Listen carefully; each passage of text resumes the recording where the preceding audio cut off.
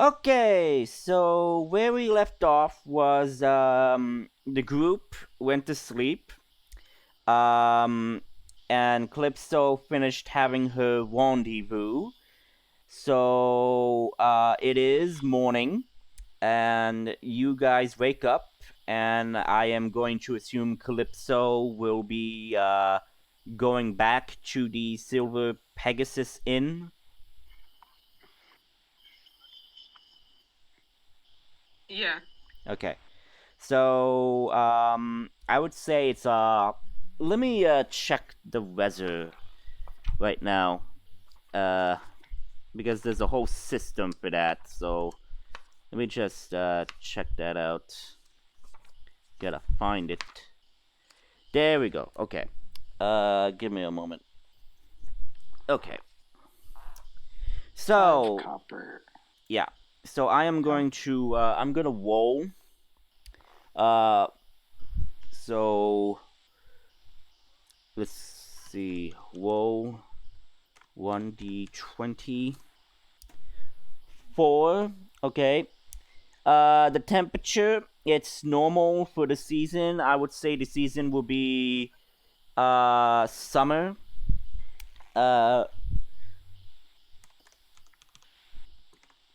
Another d20. There is no wind. There's no wind. So, yeah. And yeah, it seems there are some clouds, and it seems to be heavy rain this morning. Ugh. Yeah. So you are trotting through the streets, through the rain and everything, until you make your way back to the Silver Pegasus Inn. You greet everybody who is probably in the lounge area of the inn. Probably, I guess, going over your plan for this little expedition to search for this missing group of explorers. Have fun, Calypso?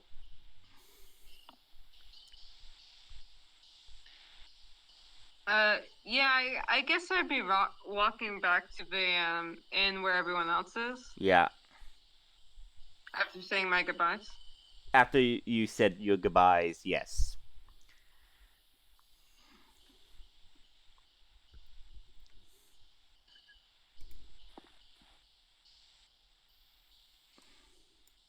So everyone, should we have breakfast, maybe do some light shopping, and then get out of here? Your call. I'm gonna Yeah. let you roleplay it. Yes, it'd be wise to prepare for our trip. We should probably purchase a tent for purchase tents to sleep in so that we don't get rained on. That would be wise. Well, I had a little more than I thought. I can put in a gold for that. Let me go to equipment. Tents. Tents, for a 2-person, it's gonna be 2 gold. 2 gold. Yeah. Yeah, I'm covering Rissus's share.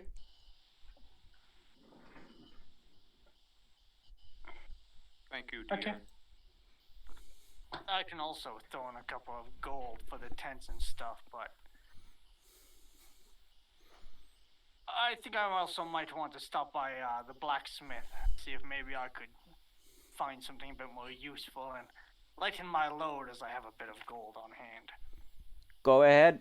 So, Zug is going to go outside and probably head to the blacksmith. You see him going to the general direction to the blacksmith. Does anyone wish to join him? Sure, I'll join you. I've I'll been there join him. before. Alright, so Calypso and Adrian is going to join Zug. Okay. Yeah, I'm gonna come along too. Okay, so basically everybody except for I'm going to assume Nail, unless he's going to come as well. Yeah, Neil has nothing better to do. Okay, so everybody goes to the blacksmith. So you go to this blacksmith's shop. So you all know how the description is with this thing. So you see the blacksmith, this dwarf who is basically hammering away, while his I would guess brother would be basically drawing up schematics and plans for weapons. So you see them; they're quite busy in this early rainy morning. So they see you come in and say, "Well, well, what can we do for you all?" Happen to have come across a bit of money after last night's fights, and I've been told we're going out of this town. I was wondering if perhaps you could help me lighten my load a little bit. I'm unfamiliar with really what to expect outside of these walls, and if you have any recommendations as to what to bring, what to expect, and perhaps something I could replace my axe with or upgrade it if you happen to be decent at that sort of thing, and I'll pull my axe off of my back and just lay it on the table in front of him. Quite rustic, I would say. Quite, shabby, I would say, depending with your kind and how you forge your weapons, but still, it gets the job done. Never seen an axe like this. Well, if you're going in the woods, I would recommend you get some tools to help you with skinning animals if you wish to forage and hunt so you can survive out there. But we don't sell that type of thing. You should try the marketplace.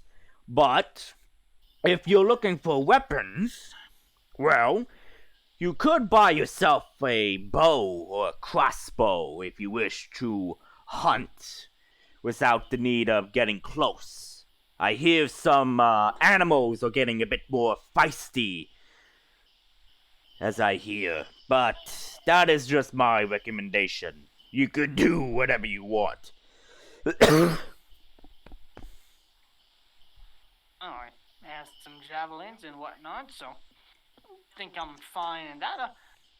Do you happen to have a few javelins? Maybe I could get a few extras then, if you... Yeah, javelins are gonna be 5 silver, so basically you could get 2 for 1 JP. Alright, take a couple of those then. How much?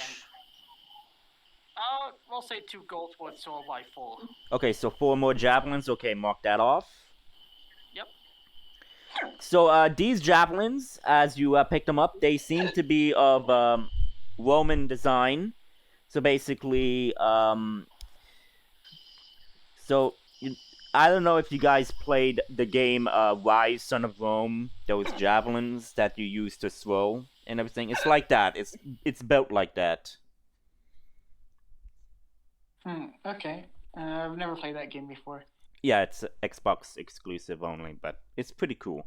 So so that's what the javelins look like that you get, because I would say your javelins are a bit, I would say maybe wooden javelins. Alright, that'll do. So these are made of steel, so like, yeah. So is anybody else gonna be like looking around? Like you could do an investigation check or a perception check to look at what they have. You could ask them, like, go crazy. You want to be prepared for what comes. So, does anyone have I'll do an investigation check. I don't I'll do have an a crowbar. investigation check. Okay. Drink some water. But yeah, Oh, yeah, I'm a bit tipsy. yeah, it's fine. So roll an investigation check for me, Calypso. Oh wait, that's intimidation. Yeah, that's not intimidation. You want investigation. Oh boy, 20, nice. Okay. So Calypso, as you look through the shelves and I would say some glass cases, you do come across a dagger. And this dagger is of, I would say, Firam design. It's Egyptian engraved with some jewels. It seems to be a ceremonial dagger of sorts. And you see that the hilt is made of gold encrusted with jewels, as the blade itself seems to be like engraved with some unique artwork of film depiction. Um, as you see within the blade that is carved, it says in Elvish, but seeing that you do not know Elvish, do you know Elvish, Calypso?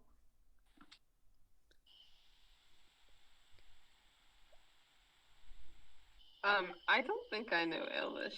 Okay, so you don't know what it No, says, I but don't know. but by the look of it, you could tell that this blade is silvered.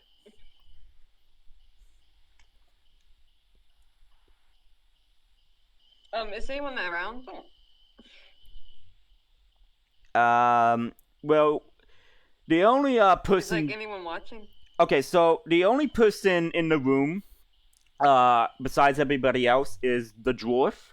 I would say he's the older brother who is basically at the counter talking with Zug Zug, and the other brother I would say will be in the workshop.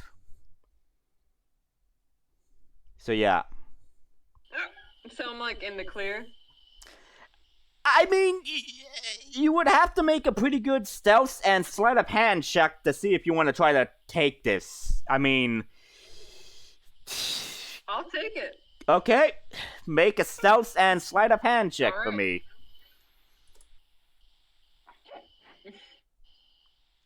Okay, so you want to get a crowbar and a shovel and a mattock, whatever that is.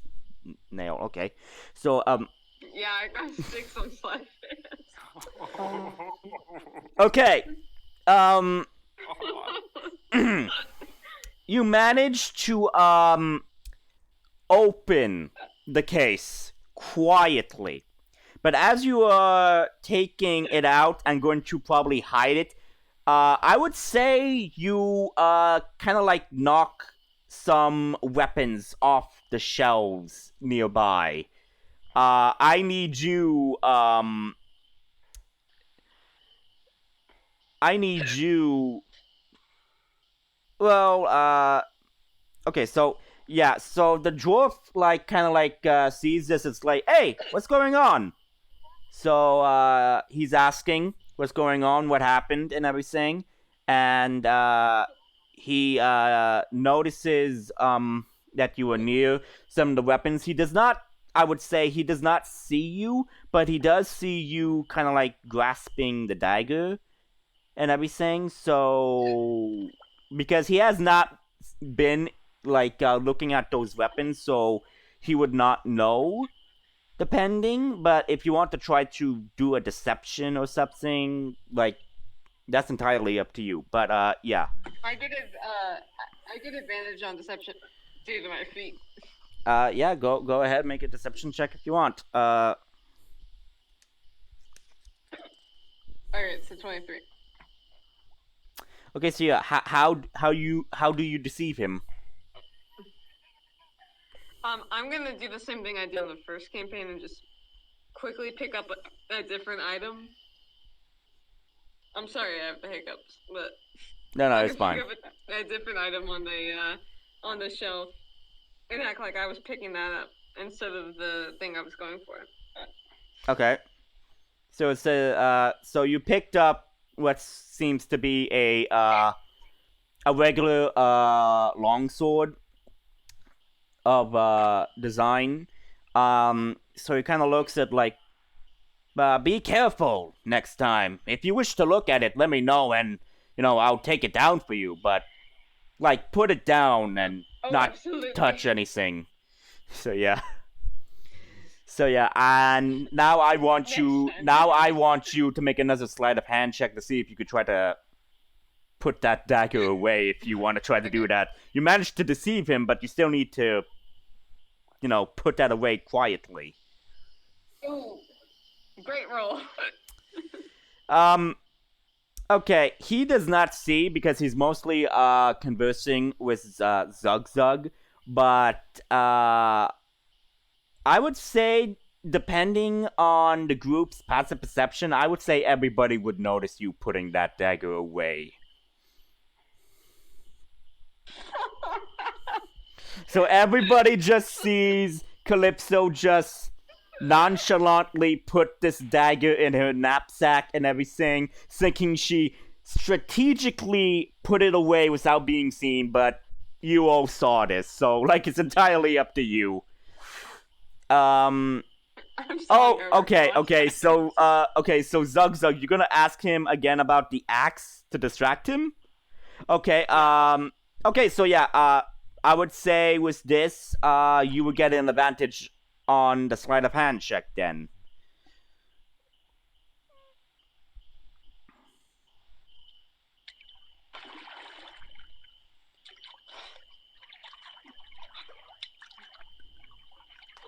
So yeah, Calypso, you managed to get a advantage on the sleight of hand check. Okay, let me roll again. Yeah. Yeah, Zug Zug just say that instead of typing it, so I know. Oh, even better. Okay, but yeah. So the 8 is what happens. The 8 is what happens. So basically, everybody except for the dwarf, who is kind of distracted by Zug Zug asking and talking about his axe and everything. So basically, everybody sees it except for the dwarf. So yeah.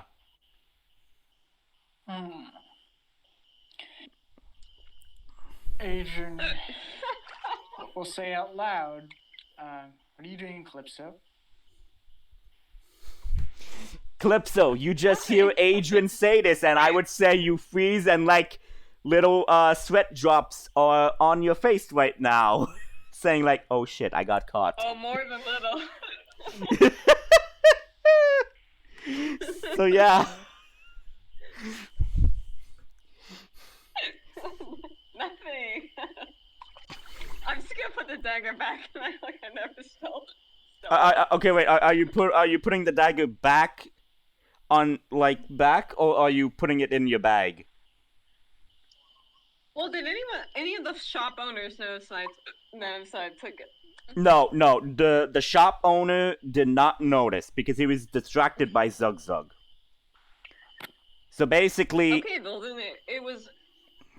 Yeah, it was fate. It was fate. I took it. Okay, so you took it. Okay. Yeah.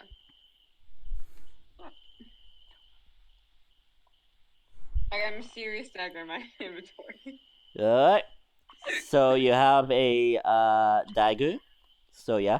A crowbar is going to cost 2 GP, and a shovel is going to cost 2 GP. As for the mattock, it is not shown in the adventuring gear, so I would not know the cost, but let's say I would say it would be a hammer. What? Consider it a hammer. Okay, so it's gonna be a hammer, so yeah. It would be the same cost of a hammer if I could find hammer. Hammer, which I cannot find. Yeah. Hammer is going to be 1 GP. So basically, it's going to cost you 5 gold for the items that you want. Why would you consider it a hammer when a mattock is a pickaxe and a wood axe combined, typically? I would say it would be the size of a hammer, basically. Right? Well, I mean, it's the size of a pickaxe, because it is a pickaxe. Okay, so if it is a pickaxe... It's just the other head on the pickaxe is something else. Oh, it'd probably be like a sledgehammer then. Just 2 gold. Okay, so yeah, it's gonna be 2 gold. So yeah, it's gonna be 2 gold instead. Well, I can put some money towards that, but I don't have 6 gold. I Hint, can probably hint. cover with you for whatever you're missing. Well, I don't want to spend all of my money. But these are things we should get if we're going to go out into the wilderness. Yeah, you did talk about the whole cost with what you wanted with the rations and the tents and everything. So weapons aside, you still need to get the tents, which are going to be mostly in the market, along with the rations that you want, and the pittons and everything else. So everything that is not like weapon related is going to be found in the marketplace. Yeah, these are tools, technically. Technically, tools, items that you could find within the market. So probably that shabby place where you guys went to in the second episode, basically. The ends are actually made of metal, though. Yeah. This Technically, is specifically a weapons blacksmith, not a tool blacksmith. yeah. Oh, okay. Yeah. But I mean, like, if you give him a quest, he could make it. Like, he does get requests from some of the market people to make these items, but they mostly get their items, via from the mainland to be transported by ship, which is what the Dirty Rascal was doing. But it sometimes take in passengers to Ventar Haven. Which person in our group has the highest strength? Me. Okay, you should most likely grab the crowbar. Yeah, I can do that. Same with the shovel if you want me to carry that.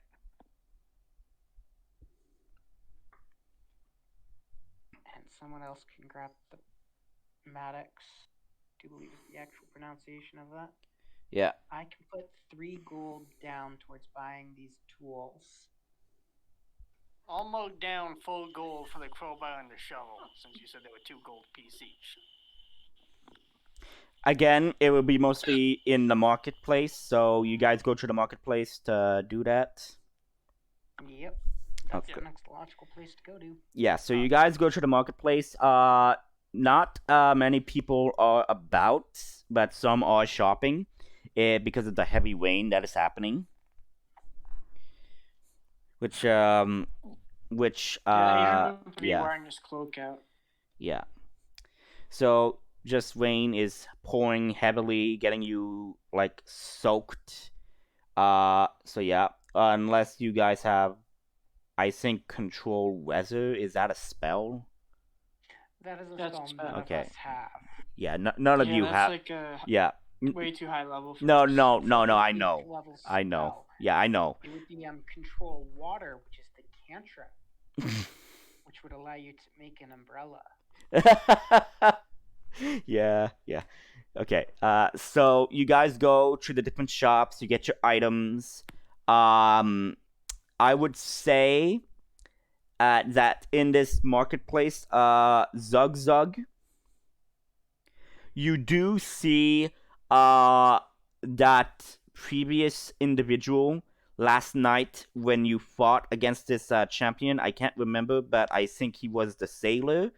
So you just see him shopping, basically, like getting some tools and some rations, and he just locks eyes with you, and he just like points at you, and then he does the whole throat, like finger along the throat gesture with his thumb, saying like you're dead, basically, as he walks off. I'll walk up Wow. after him. Great sports these people are. Like I said, the consequence of the pit fighting, like I said, I do roll for a consequence. If I could find this, because I am using this. Where is it? Pit fighting. So the consequence is you defeat. Made a friend. Yeah, because you defeated a popular local champion, so that sailor was the local champion. So you kind of like draw the crowd's ire, and this guy is not particularly fond of you for beating him like you did. Can I walk up after him, see if I can catch up? No. We have stuff to do. It's entirely up to you, but like if the group tries to stop you, I mean, they would have to like try to persuade you not to go after him. So if you guys want to try to persuade him, make a persuasion roll, and I would say that would go against Zug's insight, I guess. So if you want, and we can just roll. Do what you want, man. Yeah, but I'm just saying if you are trying It's all up to to, you. yeah, it's all up to you. But if you are trying to, like, actively try to stop him in this sense, then it would require a roll, I would say. But like, I will let you play it out. Zug, what are you trying to do to him mostly? He like draws his thumb across his neck and he starts walking away.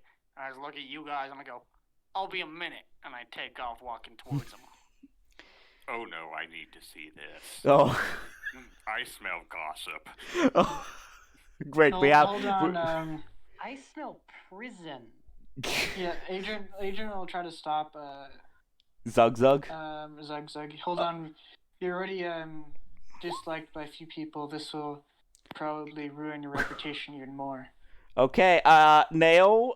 How do you persuade Zug to not go after this person? How do you persuade him? So, Well, Zugzug is the one who's trying to get to his homeland, right? I have that memory correct? Yeah, Yep. he's trying to get back to his continent, which is Gunkar. So yeah. Yeah, so I'm just gonna tell Zugzug finding a ship back to your homeland is gonna be a whole the hell lot harder if you're rotting in the stockades for picking fights in the middle of the street. Who said I was gonna fight him? Just wanted to say a couple of things. Saying a couple of things quickly leads to fighting. Especially when people hate you. And all it takes is him to say you fought. You don't even have to fight for you to get arrested.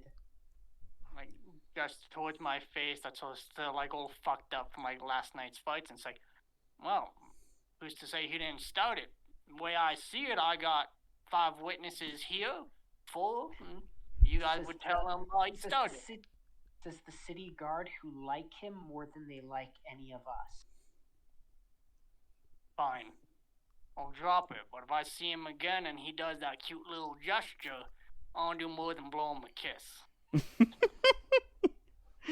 If you see him again in the wilds, I don't care, because dead bodies don't bring attention in the wilderness. Fine. So what are we buying here in the market? Tools?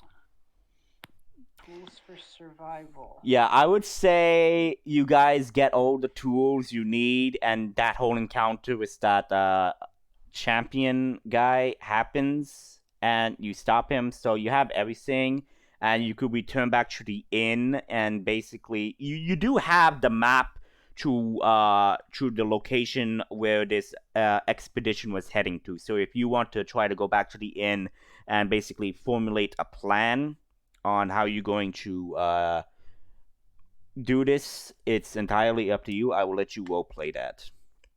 Man? So, do we want to get a donkey? Or do we just want to go out into the woods?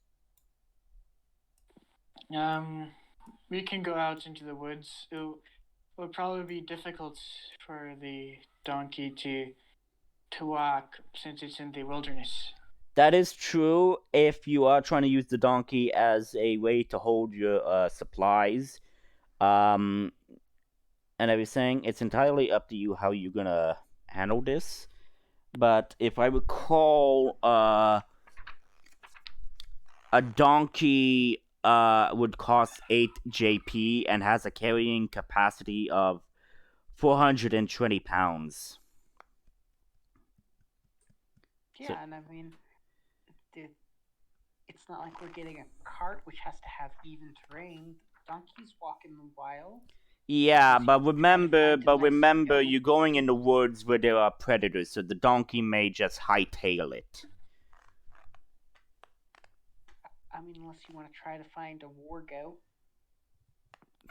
It is probably unlikely we find a war goat in this relatively peaceful town.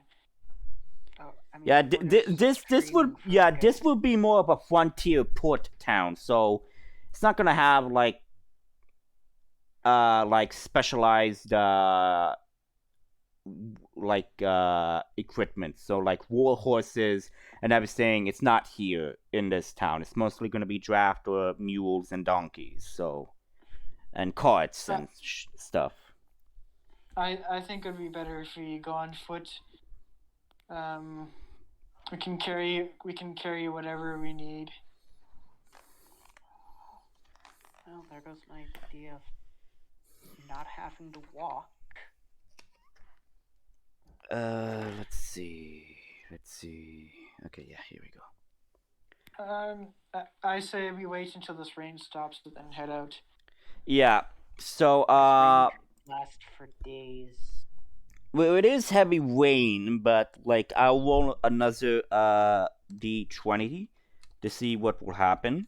Well, if it doesn't stop, by tomorrow, we head out anyway. So.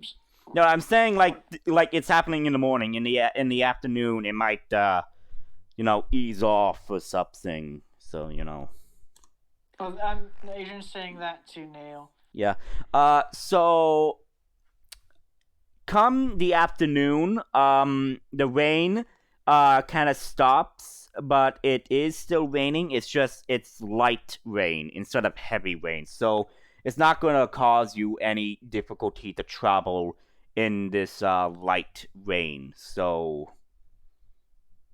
you could go or you could wait until tomorrow. It's entirely up to you.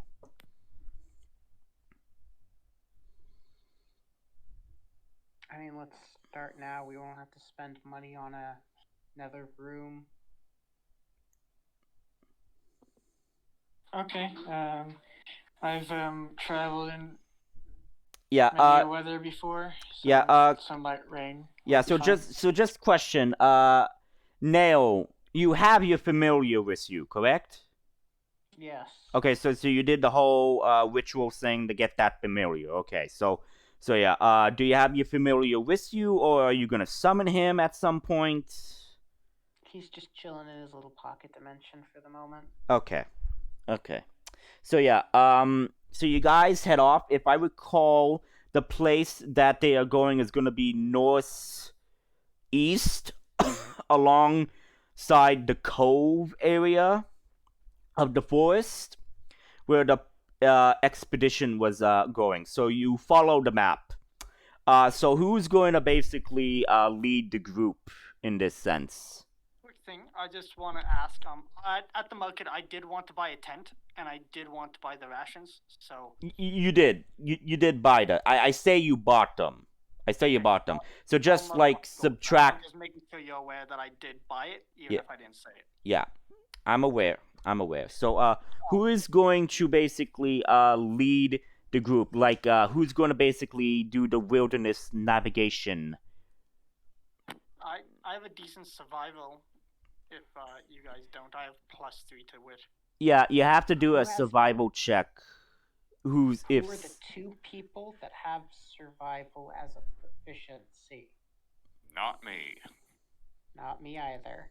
I have it. We've got I one don't have. person. I don't have it, but I do have perception now. Perception's irrelevant. We need survival is one of those things that occasionally you need it to do stuff like if you want to help someone with Yeah. their survival checks. That, like foraging and everything, you would need to do that with a survival. So Zug, I would say you are leading the group through the woods. So make a survival check for me to see if you could guide the group in the right direction. 8? And add a d4 to that as well. The default. Yep. Guidance. Yeah, so add a d4 to that 8. So that's going to be 12? Okay.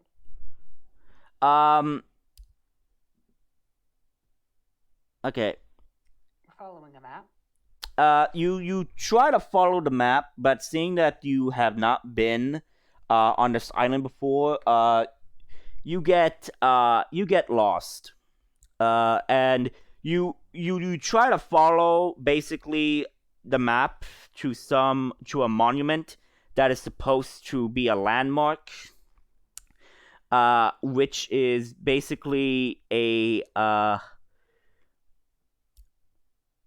would be a intact statue of a person or deity that seemed to be in this forest, that seemed to be of a ancient deity that some people may not know, that the ancient civilizations of this world may have worshipped. So you try to look around. Why did you roll, Adrian? That was by accident. What? That was by accident. Okay. So Zug, you try to do that, but you get the party hopelessly lost. I do also have this from Wander, in case that helps at all. Well, yeah, but like you look through it, but like again, trying to compare it to this wilderness, you've never been in this type of biome before, so. Fair enough. So yeah. But you could basically now you could try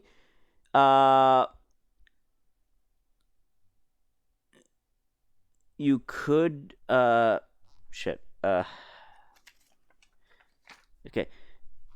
You could try to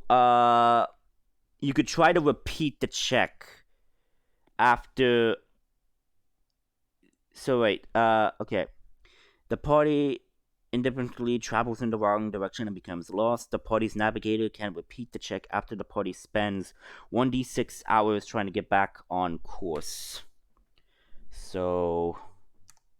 Rice is blissfully unaware that we're lost. So it takes you 1 hour to basically backstep your way back to the main road before you Okay, so that's 12. Is someone gonna cast guidance on him again? Yeah.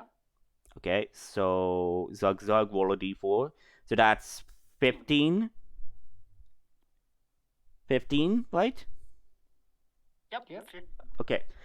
So this time, following the exact route, you lead the party in the right direction this time.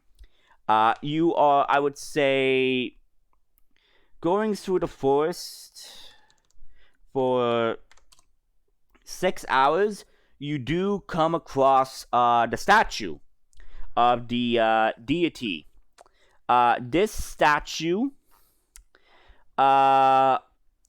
is basically depicting a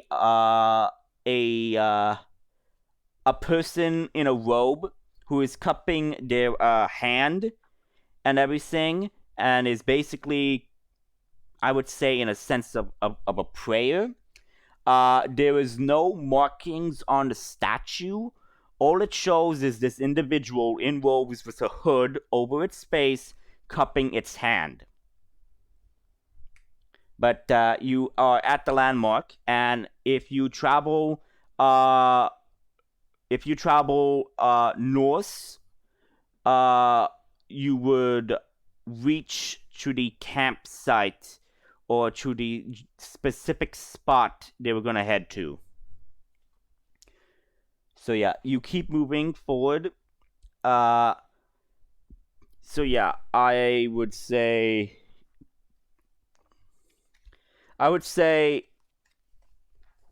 that since it was, I would say, afternoon type, mid-afternoon, which means it would be 12, so it would probably be I would say 5. Getting late. Yeah, it would be 5 o'clock, I would say, in this time variable, if I am recalling.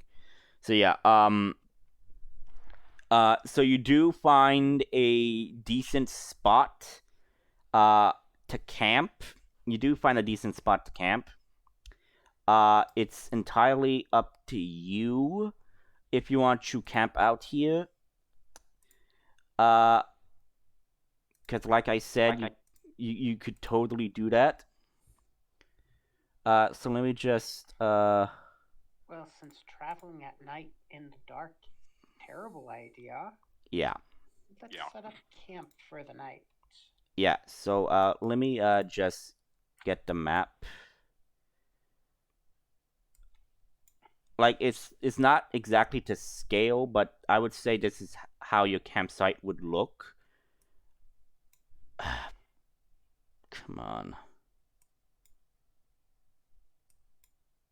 Trying to get the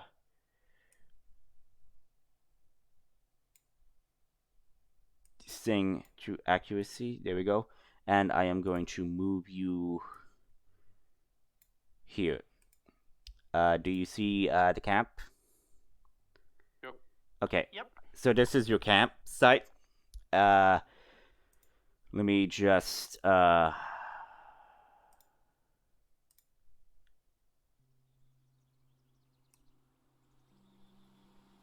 yeah.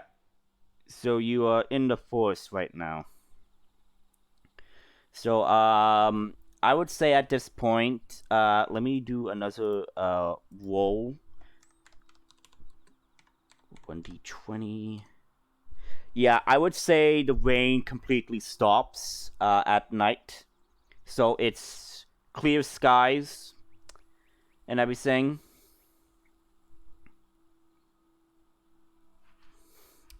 So yeah, you could place all your characters on the map to your specific bedrolls or whatever. I would say that you would have the tents over here. These will be mostly for people who want to take watch and everything. It's entirely up to you. Yes, Yeah, I was about to say, should we set a watch order? Adrian will say, all I need to sleep is for 4 hours. After that, I can watch for the rest of the night. It's entirely up to you. Okay. I also don't need much rest and pretty good night vision, so I can probably go in the middle when it's darkest. So I have night vision as well. yeah. I volunteer a small owl to keep watch all night. Okay, so Fuck Celestials needing sleep. so you're gonna like summon your familiar nail. Yep, I just pull it out of my pocket. Okay, so everyone sees Nail pull out this strange looking owl out of appears to be thin air. And he kind of like perches it near some of the wood and everything. Well, that's a little cutie. Pretty sure Adrian's seen this spell before, working in the Theorom Empire. Yeah, you would know that this is a type of spell to bring forth a familiar, a servant for magic individuals. So who wants to take first watch? I'll do it. So this is going to take first watch while everybody is going to sleep. Yeah, what should the turn order be? I can watch for the rest of the. Yeah, 4 hours. if you're gonna do 4 hours of watch, that's okay. Yeah, because elves have the trance ability. Yeah, if I recall, you need. Yeah, yes. Go ahead, Calypso.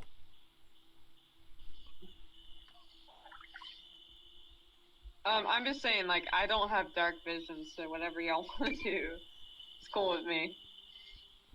Okay, so it's gonna take 8 hours. So 8 hours is how long you guys need to sleep, right? Mm-hmm. Okay, making sure. So if you guys want to do 2-hour shifts or 4-hour shifts, it's entirely up to you. We only need to do 2-hour shifts until to buy Adrian enough time to get a full rest. So yeah. Yeah. So most characters need to have 6 hours of sleep and 4 hours and 2 more hours of light activity to get their full long rest. Okay. Elves need 4 hours of sleep and then 4 hours of light activity.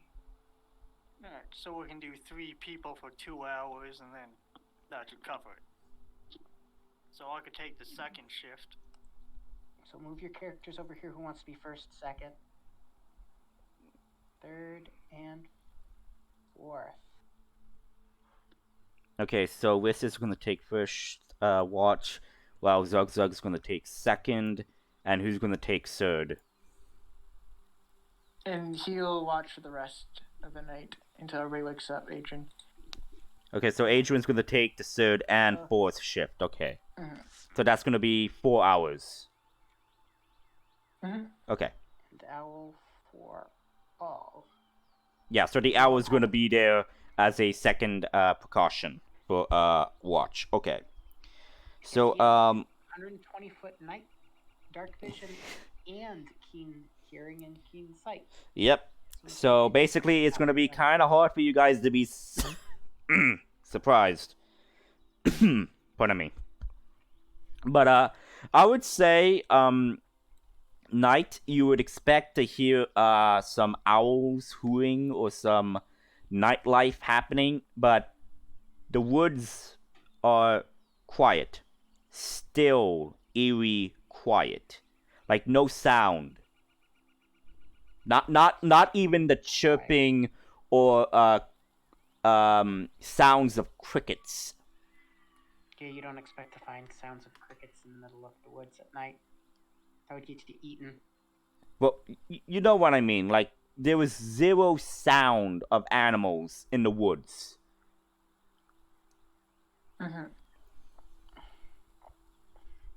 Okay, so with this, you're gonna take first watch. So that's gonna be 2 hours. So, I mean, if nothing happens, then we don't really need to roll for perceptions. well, yeah, true. But I am trying to look through this right now because it does not have much yeah, it doesn't talk about encounters in the woods. It just says random urban encounters or other things. So it's kind of like not so helpful right now in stating things. So yeah. Thought it did have a woods. Are you looking at Dancer's Guide? It does have random encounters, right? Yeah, there is forest encounters on page 97. Well, if you could send me that would be perfect, so I could use that. But I would just use basics. So I mean, you could just Google random forest encounters, and there's tons and tons and tons and tons of this. true. All levels. Random Or you can just Google Dancer's Guide on forest encounter table. PDF.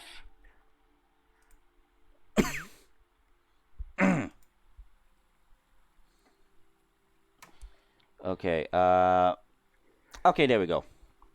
So it's gonna be that and that.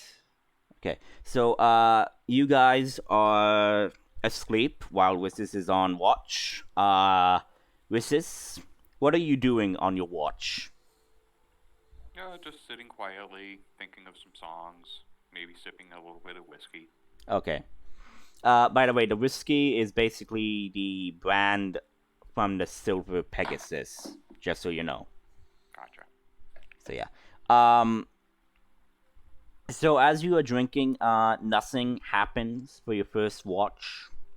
So it goes quietly until it is time for you to switch. So do you go wake Zug up?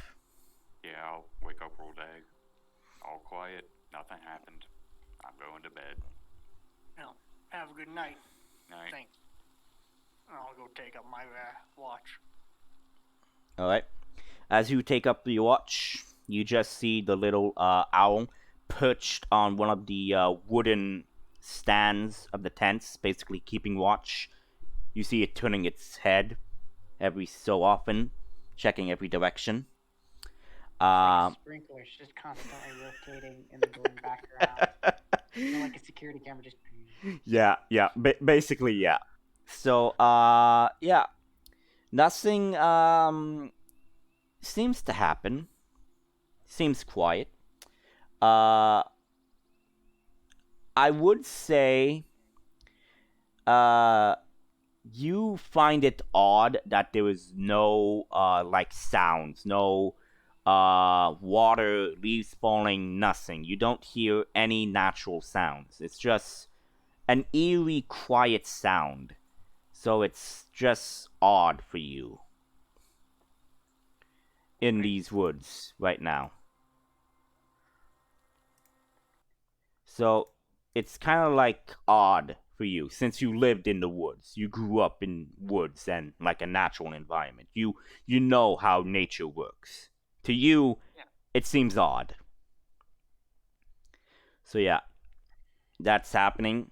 So your watch goes uneventful. So you could go to Adrian, or Adrian can wake up and go relieve Zug Zug. Adrian will wake up. Okay.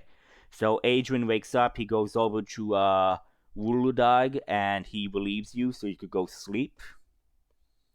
Okay, I'll let him know. Awfully quiet tonight. Kind of creeps me out a bit, but have a good watch. Yeah, as Adrian wakes up, he'll cast Mage Armor on himself. Alright. So yeah, so you go through the next 4 hours of your watch. I would say while this is happening, Calypso. Yeah. I need you to make a wisdom saving throw for me. Got it. Which of her items is cursed? No problem. 4. Oh, okay. Thank you. I am now going to bring forth some scary stuff for you. So, so Calypso, as you are sleeping, you just toss and turn in the tent, sweating and everything, until your mind, basically, you are in an endless void. There is no light. You seem to be in a void of darkness. Nothing is shown, no light. You can barely see what's ahead of you from your eyesight. You are just walking aimlessly until you just hear a voice. Stern, but precise, as it says, I finally am able to reach you. Good.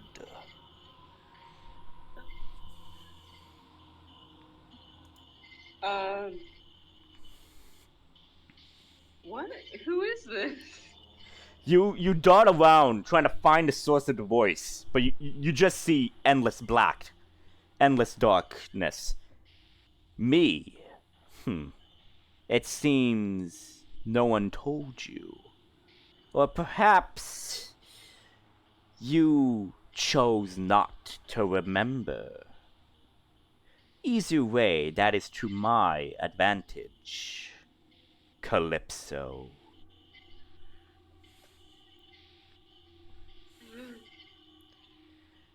You just feel. Can I try to reach out? So as you are just looking around, you feel your breath now. You feel that it gets remarkably cold, like cold, like something supernatural is like in the room. When you feel like a room gets cold when there's a ghost in the room. So basically, that's what you're seeing. You're seeing your breath and everything, and it's cold, and you're just in this endless void until you just out of nowhere, you're hearing screams and basically weapons clashing. It's dulled, but you hear it. Until your head pounds with a headache. As you just hear the voice say, "Interesting. It seems you are trying to recall, but something is clouding your mind. Quite interesting indeed." As you just feel an unimaginable strong force basically grab your head. You feel someone is holding you and basically trying to restrain you from your head, but you don't see any hands. You don't even see a body. It's just like someone is basically holding you down from the head, basically making you go on your knees as it's forcefully trying to do this to you. It's actually just somebody accidentally laid on top of her in their sleep. While she's sleeping. Wow, I need a drink less. Okay, you just hear this voice like, "It seems you are a very bad girl indeed. How ironic, seeing that you were such a wonderful and cheerful person when you were young. I'm quite, I don't know, surprised, but also intrigued. I could use this to my advantage." And as that happens, you are released from this void. And basically, you wake up. You wake up as you feel something in your chest as it's like weighing you down. You don't know what it is, but it's basically weighing you down with a deep, deep weight. As you wake up, you feel this. And you see a squirrel Is it similar? on your face. Is it similar to when I try to do the readings? I would say you would have to make a roll. What roll would this be?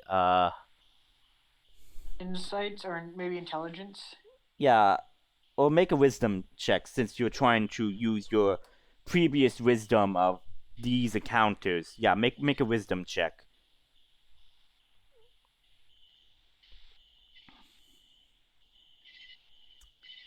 From what you could tell, every time like you kind of like blacked out, and after the session ends, every time that happened, you do feel that weight, that deep weight, did occur every time you finished that thing you were doing. So yeah, it's similar. Okay, I'm just gonna try to curl up and like kind of hide my reaction. Okay, so you're gonna try to get back to sleep? Would Yeah. Adrian heard her like wake up or something? Like I'm not sure if you'd Scream or whatever. Yeah, I mean, it's entirely up to Calypso how she's gonna react to this. I'd just say she wakes up. It might be a gasp. Yeah, it might be a gasp. So you do hear a gasp coming from one of the tents and everything. Wait, I have a question. How Okay. many tents did we buy? Because I bought a tent. I would say you would buy enough tents for everybody to have. Basically, a tent would hold 2 people. So if there's 1, 2, 3, 4, 5, I would say you would buy probably 3 tents.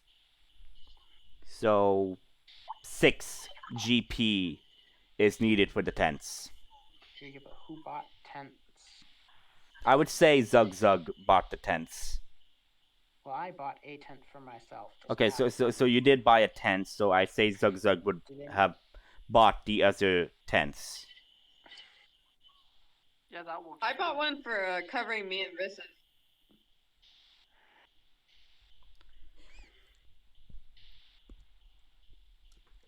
So yeah, Okay.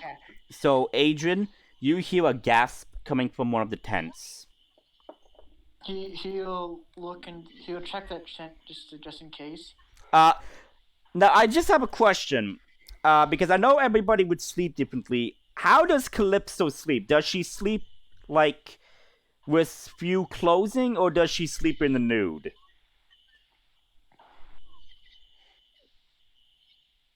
I'd probably say like whatever she's in for the day. Okay. Maybe minus the cowl covering her head. Okay, so she's basically wearing her regular tunic then, hood, like casual clothes and everything, except for the cloth cowl that covers her head and everything. Yeah. Okay, so yeah, Adrian, you kind of like peer inside the tent and you just see Calypso like set up, and you see sweat is dripping from her forehead and everything, and you see that she is deeply disturbed by something. You don't know what, but she is deeply disturbed by something. She probably might have had a nightmare. You don't know. He'll cast message to her so that he doesn't speak too loudly. Nightmare. You hear that in your head. Yeah, you hear Adrian's voice in your head. Yeah, as you look to see Adrian is like there in the near the entrance of the tent. I'll just give him a thumbs up and then lay back down. Okay, he'll go back to his watch. Okay, you do that, and for the rest of the hours, nothing happens. It's a quiet watch. Okay. So yeah, you all wake up. It's morning, and let me do a whole roll here for the weather system, where I cannot find it unless it's on the other side of the thing, which I am trying to, like, I have everything marked and stabled, so basically I would know. There we go. So I'm gonna roll 1d20. So normal temperature for summer, not too hot though.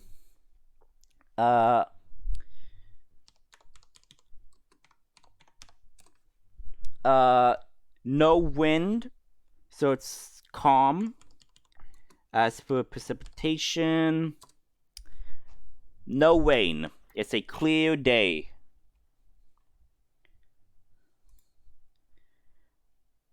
Nice.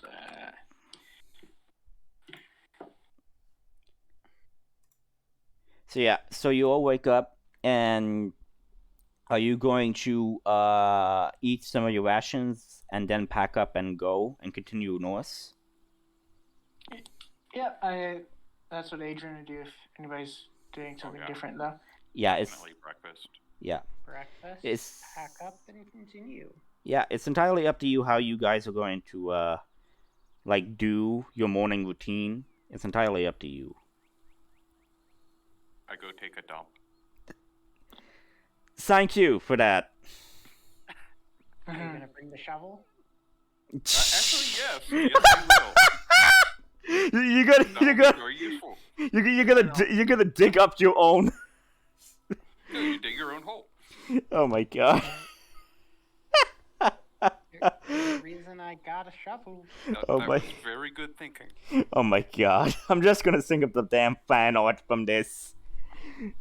Don't draw this. Yeah, please don't, because I do not want this. Even though it would be funny. Okay, so yeah, that happens. You pack up and you continue going northeast. Following the map and everything. So yeah, I would need you to make another survival check to follow the directions of the map. Zug Zug. And I know you're gonna get guidance from this, so yeah. Yeah, good thing. Could no, that wouldn't help anyways. But could your owl give Zug Zug the help action now for survival since he's an owl?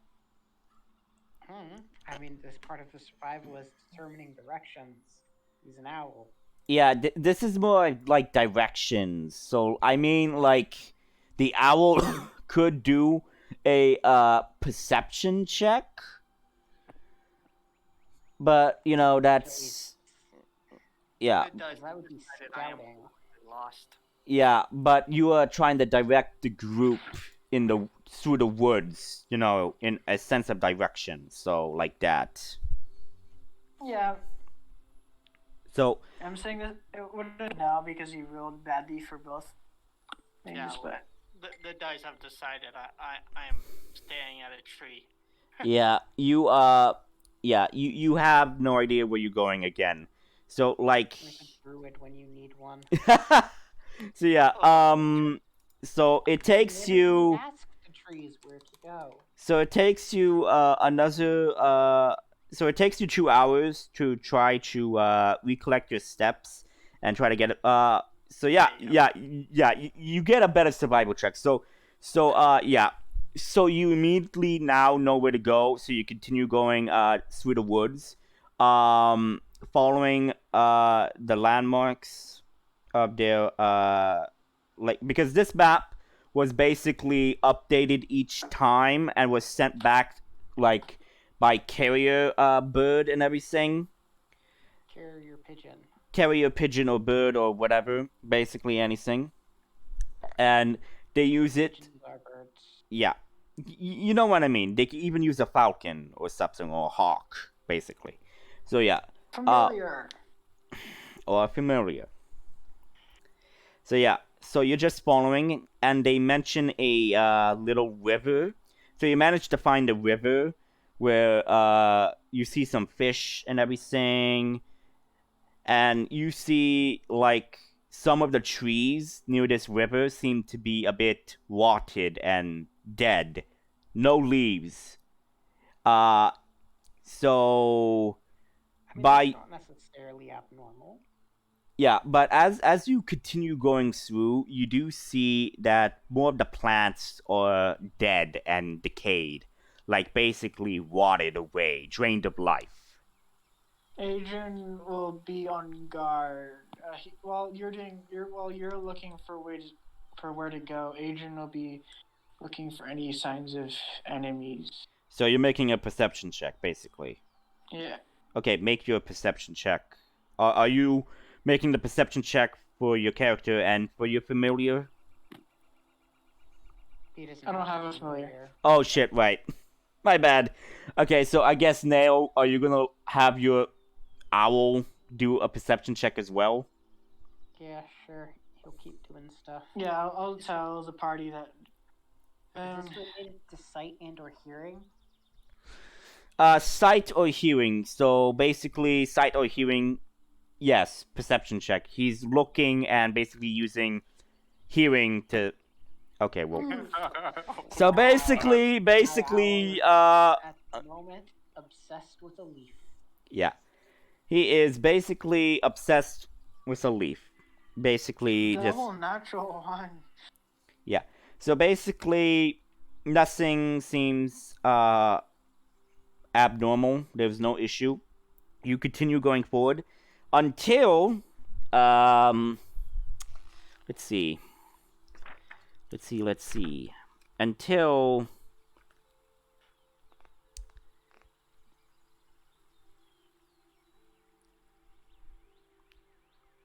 let's see. Wrecked ship, haunted hill, field,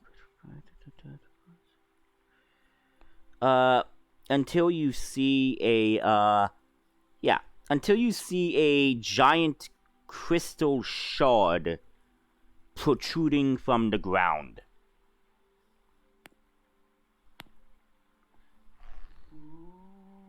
And this crystal is of a purple, violet, red color.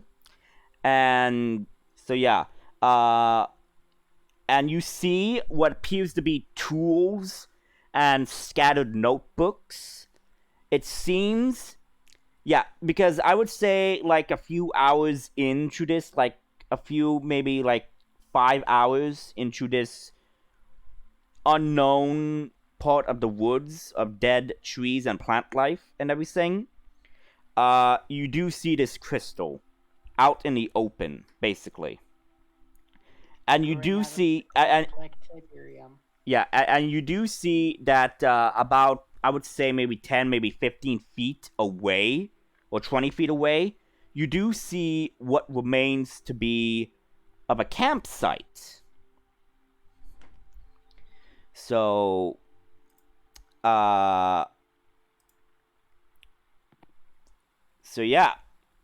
As you look, you see this campsite. It seems to be of the expedition. However, the more you look, the more you see what the campsite shows. You see claw marks, blood, scattered tools and equipment. It seems the expedition was attacked.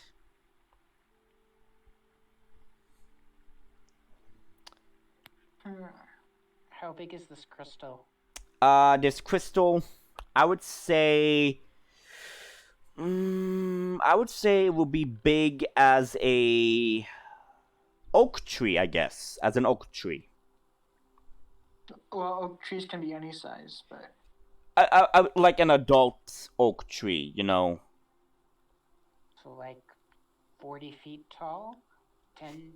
No. Yeah, I would say maybe feet? 20, maybe 25, 30 feet tall. I would say 30 feet tall. Okay. So you like my picture of the crystal? What picture of the crystal? This one. This one. I don't see it. Are you showing it in like Discord? No. I'm literally pinging it on the map. Maybe you should zoom out a tiny bit from where the campsite Oh, is. ooh. Shit! I forgot. I forgot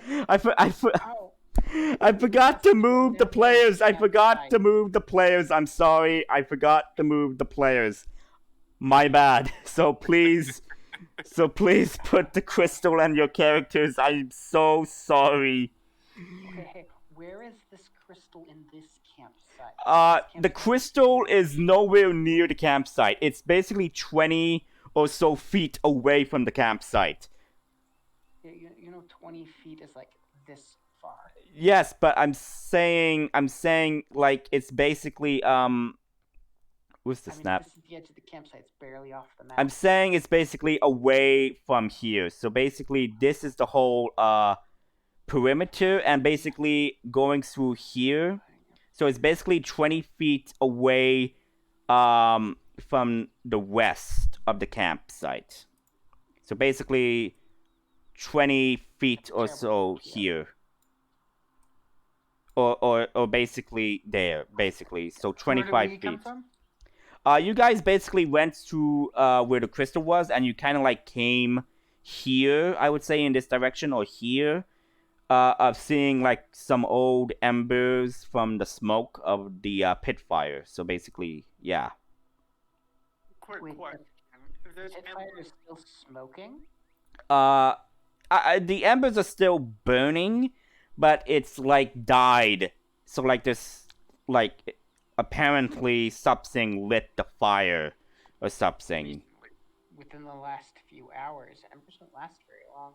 Is the blood still wet? The blood is dried still, but you do see another. Well, actually, make an investigation check. Make an investigation check or a perception check. I mean, I give him a help action so he has advantage. okay, so he has advantage on the investigation, which he is not going to need. So your investigation. Well, you can roll a natural 20. No, so you just roll again and take the highest, Neil, if you have advantage. Yeah. Oh, I see. You have guidance as well. Yep. Yeah, I can guess guidance all I like on myself. Right. Yeah. 23. Nice. Okay, so with your investigation, are you investigating the crystal or the camp? I'm gonna go with the camp at first, and then if we haven't heard screaming or something, I'm gonna spend the next 20 minutes to Yeah. cast both detect magic and identify on the crystal. Okay, so the campsite. Camp first. Yeah, so by your investigation, you look at the claw marks and basically the torn up pieces, and you could tell this was an animal attack. However, by looking at the claws, you could see the sizes of these claw marks seems to be natural with some predators, but another pair of claw marks seem to be unnatural. So clearly something monstrous and unnatural may have caused this attack. The blood on some of the cloths is dried, but you do see a apparently to be a fresh pool of blood. It seems to be maybe, I would say, a day old, maybe? A day old, judging by your estimation. Okay, you also said there was notes lying around. Any notes flowing around? You do see some of the books are scattered and whipped. However, by going through one of the tents, you do manage to see desk and everything with a large pile of books. It seems to be the notes of some of the expedition leader. Okay, so I'm gonna go through and try to find the note ledger and start looking for the latest, the ones closest to the present date log entries. So if I recall, they lost contact with the camp about 2 weeks ago, I would say. Okay, so basically they set out through the investigation a week, then 2 weeks later they lost contact. So this was showing on their... So going through the entries, you found out that on the, I would say, third day of their expedition into these woods, you see some notes regarding to the unnatural things happening to the forest of the forest being dying and everything. And one of the expedition members basically touched a leaf that was still on a tree branch, and it just withered and like turned to dust and everything, the leaf, as something basically drained its life essence. And noting that down, they seem to be dealing with something that could be of a undead nature. On the fourth day, they come to the location of this crystal that you see. They investigate it. They do their initial investigation of magic detection and trying to figure out what this crystal is. They do know it is magical, that it is radiating some form of magic. However, they cannot identify what type of magic. They theorize it may be a necromancy type magic draining the life force of the forest, but they are unsure. They are further investigating. On the sixth day, going through their investigation, taking samples and studying this crystal, they realize that this crystal is basically feeding off of the life, and it seems to be poisoning the land, which could be what causing these unique animal attacks, that the animals could be affected by the crystal as it's causing them to go berserk and unnatural for their behavior. They are furthering testing this by taking a animal and putting it in close proximity to the crystal to see if there's any change.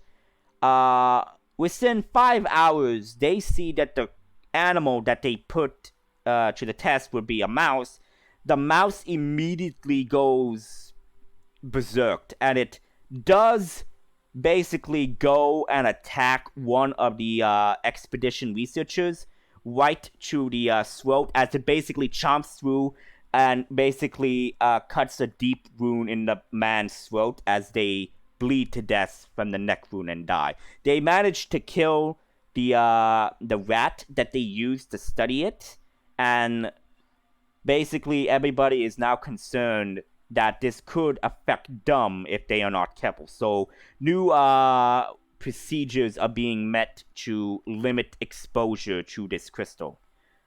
They have to bring out a holy hand grenade. And on the 7th day, during their autopsy of the dead rat, they do see that the rat was experiencing an abundant surge of magic that is infused to the limit. However, that all changed as it's talking more about unsure and should return and they should send a message to report this finding to Haven's Cove and to report this to the capital of what did I call the capital of Ventar Haven? I need to check, of Kiron. Yeah, of Kiron, and that they should like send in more armed forces and more researchers. But that kind of like ended mid-sentence, as you see on the last page of that sentence, you see a blood patch on it, like blood spots on it, as in he was attacked. And that... Okay, well, that saves us 20 minutes. Don't touch the crystal. Don't stand near the crystal. Don't let something stand near the crystal. It is... I'm gonna go with evil. Immediately you say that, your familiar is kind of like close proximity to the crystal. Well, I'm pretty sure he'd be controlling his familiar, though. Yeah, but like remember, the familiar is also has a mind of its own. It does have to obey Nail, but it does have a mind of its own. Well, luckily my familiar is not an animal. It is a celestial. Yeah, but but in the notes it said it could affect humans, but he also said it could affect other life forms. He is not sure because he needs to test that in the researcher's notes. So you don't know. But basically, like when you were investigating, it has been 20 minutes. But your owl seems to be unaffected. Well, it's entirely up to you. But I would say it take you a few minutes of research, reading through all of the research notes. So I would say it would take you about 10 minutes to look through all the notes. My familiar to not stand near the death crystal. Well, the familiar seems to be unaffected, as it just flies back and just pecks at some splinters of wood. So yeah, what is everybody else doing? While yeah. We'll be looking around to see if there's any survivors, being on guard to this sort out. And I'm gonna go around the outside of the tents looking to see if I can figure out what way whatever causes mayhem went. Okay, so Adrian, you are looking for survivors, right? Mm-hmm. So this would this fall in investigation or perception, or are you basically trying to look? Perception is basically your surroundings, and investigation is mostly like a more detailed and figure something out almost. Okay, so I would say using your eyes, investigation is using your brain to determine where things are. Okay, so this would be survival for tracking, trying to find if people left this scene. Well, it could be perception or survival. Perception or survival, your choice. Zug. I would say you would have to make a nature check to figure out what could cause this. Okay. Okay, Adrian, you look around. You don't see any survivors. However, you do see some strange markings in the ground. Apparently, these are drag marks. It seems that they were dragged from the camp. What direction do they go to? It seems to go basically deeper into the woods, basically going off into this direction. I can't see where you're pointing. Oh, there you go. Yeah. Going off That into direction? this direction, yes. This direction. Yeah, basically deeper into the creepy woods. Okay, he called out to the party. I found some Drag marks. signs of struggle. Almost Struggling drag and mark. and drag marks. Zug, as you are looking around, you do see some animal footprints. It seems to be predators like wolves and everything, and a larger predator, but you are unsure.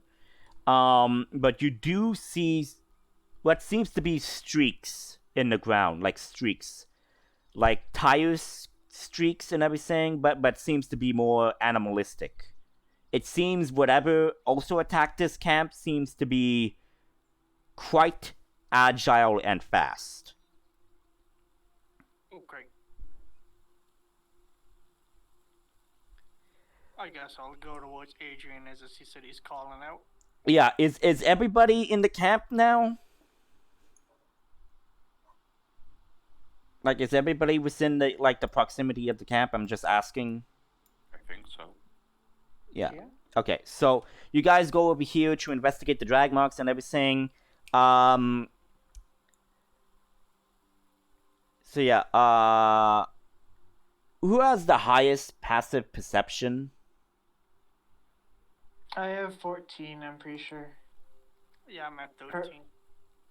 Oh, 13, sorry, I have 13. 13. So if anybody has 13 or above, let me know.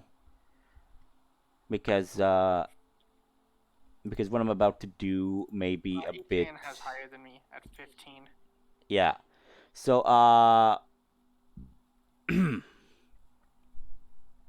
okay, so yeah. Technically has a passive perception with keen sight and keen hearing. That's 18. Okay, that's good. 13. Wait, 13 or 18? So because advantage adds a +5 to passives, it is an 18 when dealing with sight and hearing. Okay. Otherwise it's 13. Okay, good to know.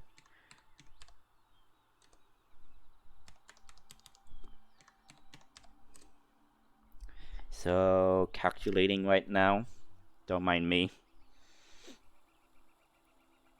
I think you can hide those rolls since you're the GM. Yeah. I don't know how to do that, but I'm just making those rolls. Plus. Here, give me a So second. that's 15. Roll. Okay, who has 13 and higher? Agent. Okay. I have 13. Okay, so Adrian and Zug, you immediately hear and also see something coming out of the woods in this direction at high speed. I wanna draw my axe and move back towards the camp. Yeah.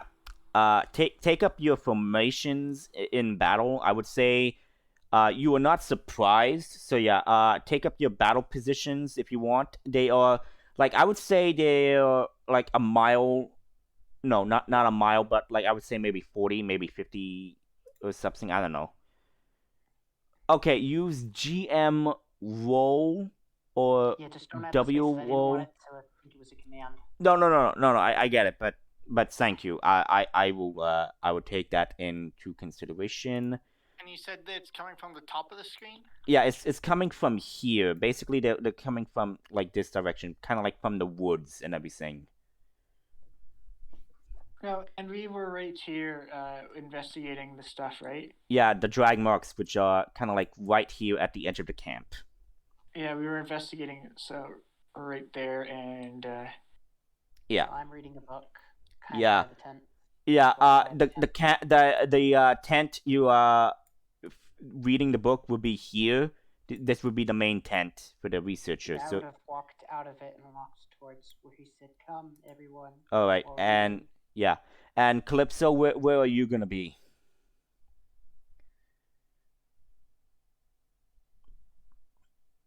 Calypso. you're muted right now, Clip. So if you're talking, Oh, sorry. Yeah. I So think that'd be probably still near the bedroll. over there. Okay. Doing your own. I'd probably be a little bit up actually. It's probably like right here. All right. I would need everybody to make their initiative rolls.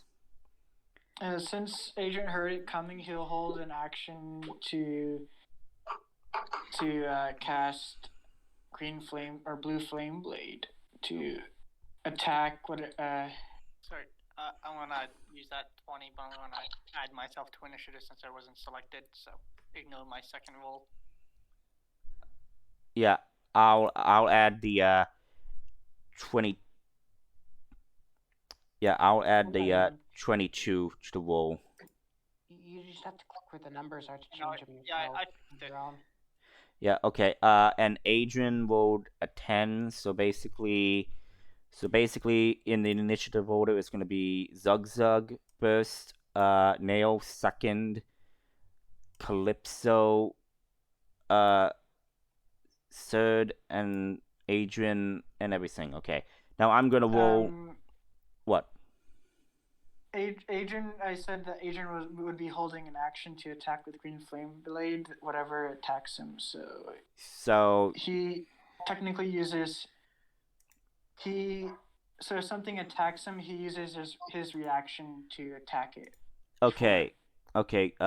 Good to know. Give me a moment to look. We're level 2, right? Yeah, you guys are level 2. You guys are level 2. So basically, whatever's coming out there, it's basically, well, you don't know. We'll see. Yeah, we don't know. Yeah. So, has anyone ever seen Monty Python's Quest for the Holy Grail? Yes. Yes. Yep. Who hasn't? Okay. Well, I made the joke about the holy hand grenade, but nobody laughed. So did anyone actually hear that? Sorry, I was changing. No, I didn't hear that. Yeah, well, when they said about the rat killing a person by going for the neck, I was like, so did they have to use a holy hand grenade? Oh yeah. A holy hand grenade. Actually, So they have to kill the fluffy white bunny. Look at I that. actually look at didn't- that thing. I Okay. actually didn't see the quest for the Holy Grail until a little while ago, like a few months ago, I think. Okay, so this is gonna be for initiative. So. Worth it though, wasn't it? So. Yeah. Use. Okay, so it's basically that and G. So it's just GM roll 1d20. Okay, got it. I got the command for the thing, so I got it. Yeah, because if you rolled, we didn't see anything. Yeah. Mhm. No, I'm figuring it out. With this, I can now make the rolls without you guys seeing and everything. This purple speck is my owl. Maybe make it a little bit bigger. I can't. Or Yeah, I mean, hang on. Let me,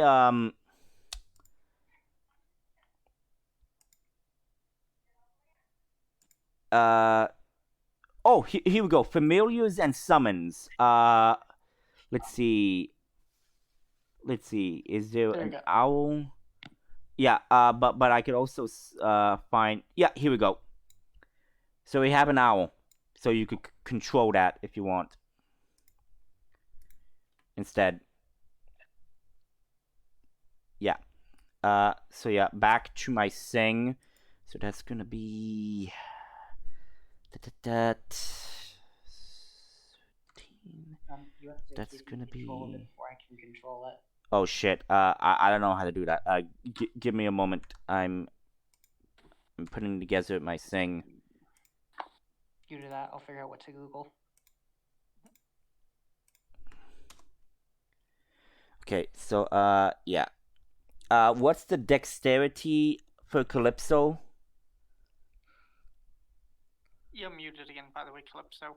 Yeah.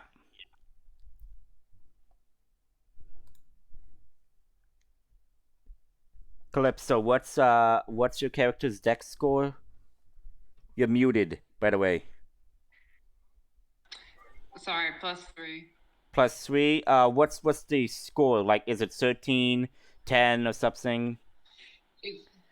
16. Okay. Okay. So basically, you're gonna be going first, and everything there, and yeah.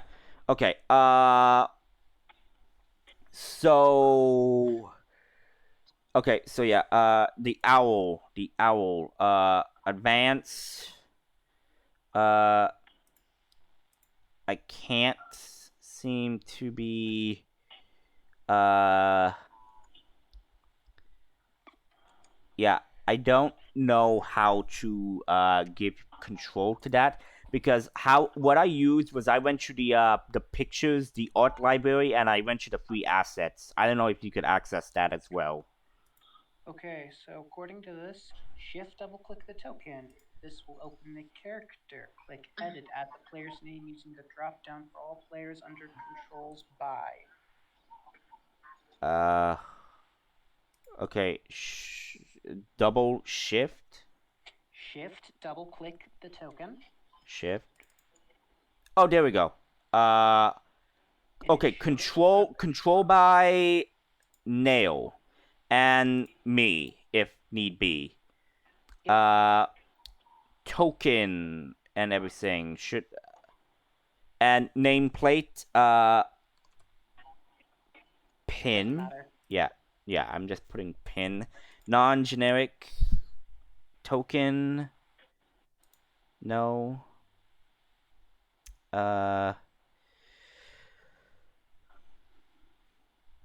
GM notes, nope. And save. So Okay, yeah, now yeah. I can control. You know how I found that out so quickly? Yeah. If you just Google Roll20 and then something, it'll most likely pop up. Yeah. Do you roll initiative for your owl? No, my owl just will go after I do. Okay, got it. So yeah. Going into the sense of combat now. Well, it can go on your turn. You can go before or Yeah. before you do something. Yeah. I mean, So Zug. initiative, but I just haven't Zug. taken You see a small pack of wolves coming out, rushing through the woods. So you see these wolves, since you're the first one seeing them, you see these wolves appear to be deprived of food. And you see some with bone showing and rotted fur and everything. They seem to be unnatural. Because you also see that their eyes are kind of like glowing a mystic green glow when you see them. About how far are they from me? Seeing that you immediately sense them, I would say they would be using the snap tool from you. I would say they're about 25 feet, and basically here, basically there, coming out of the woods. Alright, I want to look at Adrian. I want to say, try to keep up. I'm gonna go into a rage. I want to run towards the first one and just swing my axe down towards it. Okay, make an attack roll. This will be my reckless attack for advantage. Alright. So 19 to hit. 19 to hit. 19 hits.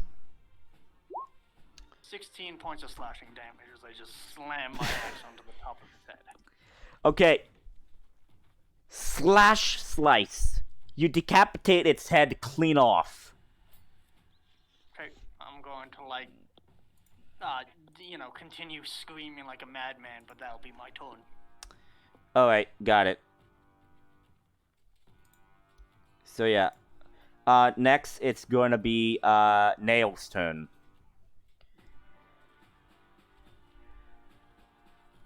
I'm gonna move up by you. Churissus. Yep. Okay. I mean, I'm just moving closer so I can do things. Okay, well make sure you calculate your intelligence save. That So guy. okay, that guy, got it. So I need to do an intelligence roll, so roll GM roll 1d20 plus fails and it takes 2 psychic damage. Yep. Okay. So you just hear it rinse in pain as you do this. As my character says, this statement is false. And what does your owl do? Unless you have a bonus action you want to use. Oh, no, not yet. So I'm gonna command my owl to pester. So let's see.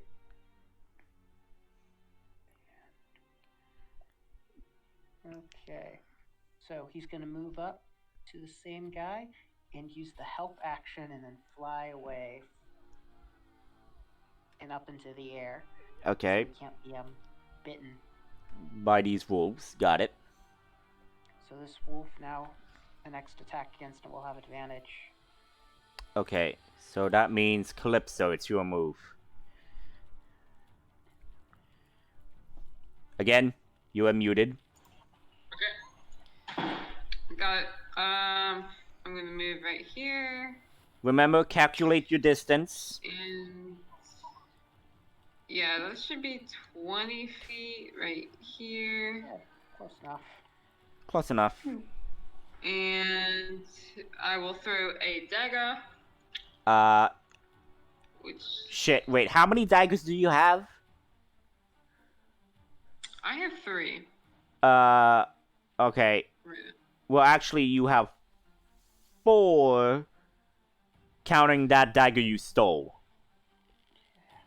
Wait, hold on. Okay. Because you 3, did 4, 5.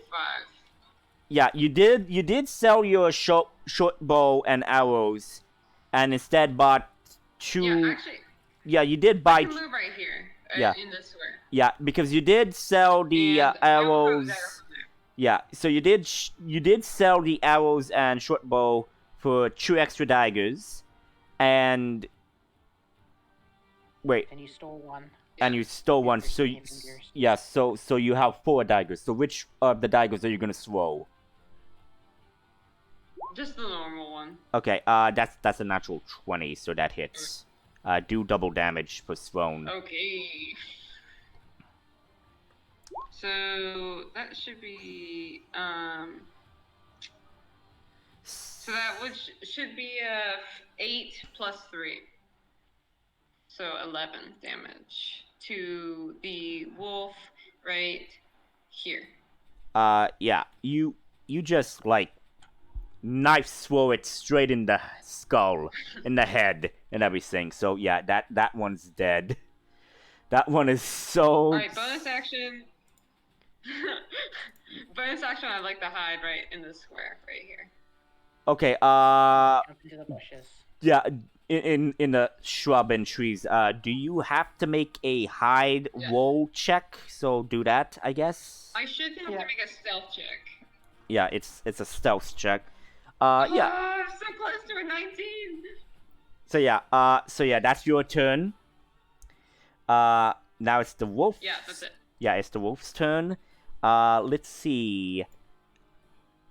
I am going to give me a moment. shit. You will have advantage to hit me, by the way, because I did reckless attack. Yeah, I know. I'm taking in consideration of that. Shit. No, I wanted that. Okay, yeah. Think about it. I would say, yeah.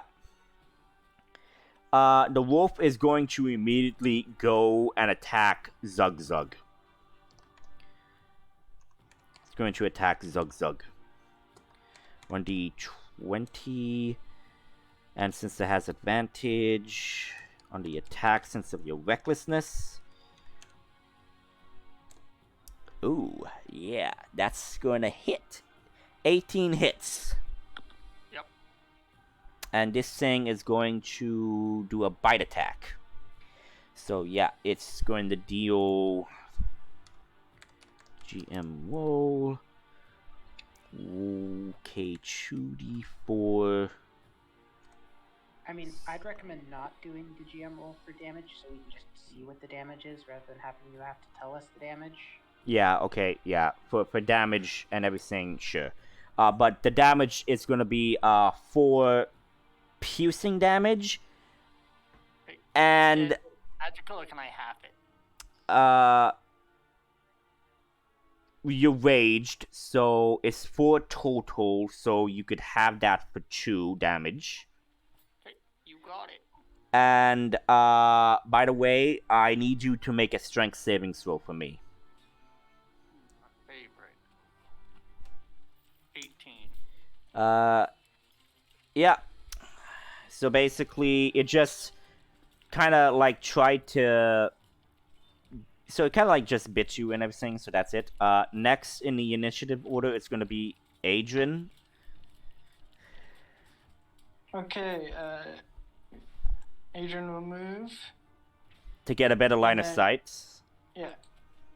Because Zug Zug would be in the way. He'll Yeah. fire Eldritch Blast at that wolf. Okay, make an attack roll. That's 19. Yeah, 19 hits. Oh, he takes 7 damage. Got it. Still standing. Okay. Yeah, still standing. So that's your turn. Okay. Sorry, just ignore this roll. I'm just testing it to see if this works. Okay, there we go. Yeah. Okay. Riz, it's now your turn. Okay, 30 feet should bring me right up there. Oh my god. So first I'm gonna slash it with my long sword, see if I can cut its head off. Maybe not. Misses. I've got my dagger in my offhand, so I'm gonna try to stab it with my bonus action. That hits. 17 hits for, ooh, yay, a whole 4. Okay, so you try to go, it kind of like dodges out of the way, and as it's going to like try to pounce and try to go for your neck, you just like slam it down with the dagger, and it's like dead. Oh, Yeah. Moving on to Zug Zug. So, yeah. Are there any other wolves, or is that all of them? Well, that's the wolves, but however, you do, I, need you to make, well, actually, hang on. Why does it do that? Hang on, give it a moment. It always does this. Trying to... Where's the dire wolf?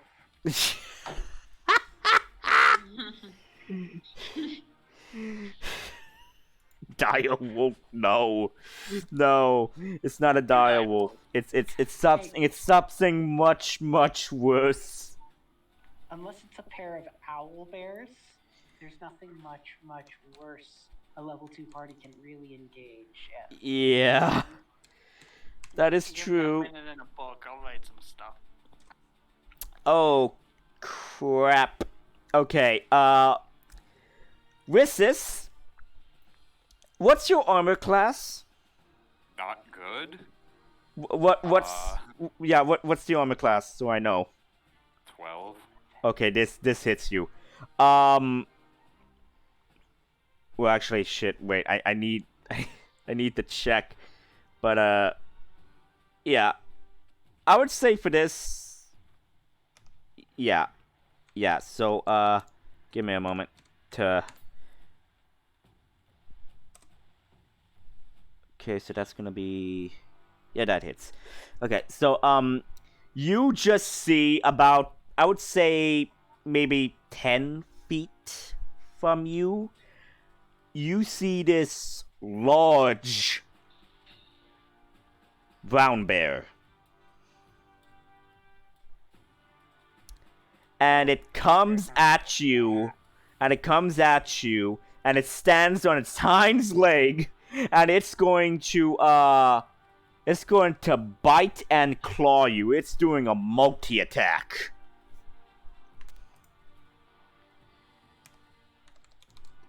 Fuck.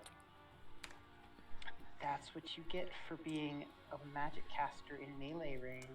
And so roll 2d6. Okay, calculation time. So basically this is gonna be 8 plus 4 14 plus damage. 6 plus 4. 22 damage in total. From the multi-attack of the bite and claw attack.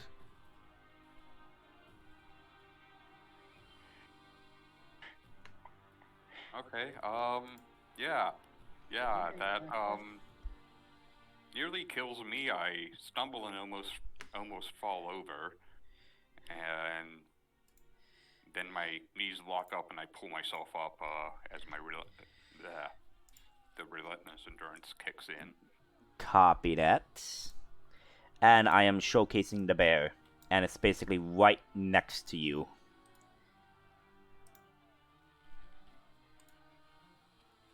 Ow. So yeah, it's right there. So yeah.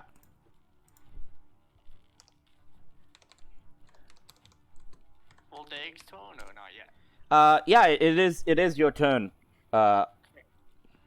I will move up to the opposite side, as I was told flanking is a good idea in this game. And I'll try to get it to at least versus by like slamming my axe into its back as hard as I can. Make the attack roll. So savage attack, natural 20. Yeah. Means I will also get my savage attacker where I add an extra weapon die. So 17 damage. 17 damage in total, okay. Did that crit? Yeah, you also critted, so it's gonna double the dice damage. Oh yeah, I rolled a 1 on the d12, that's what it was. So it's 17 damage. Okay. Because I got a 1. Okay, so 17, okay. So you slash at it, it starts to bleed a type of black ichor blood. Nail, it's your move.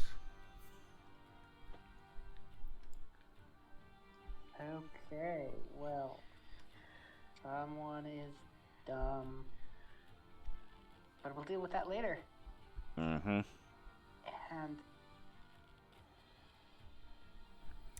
And I have to make a wisdom save.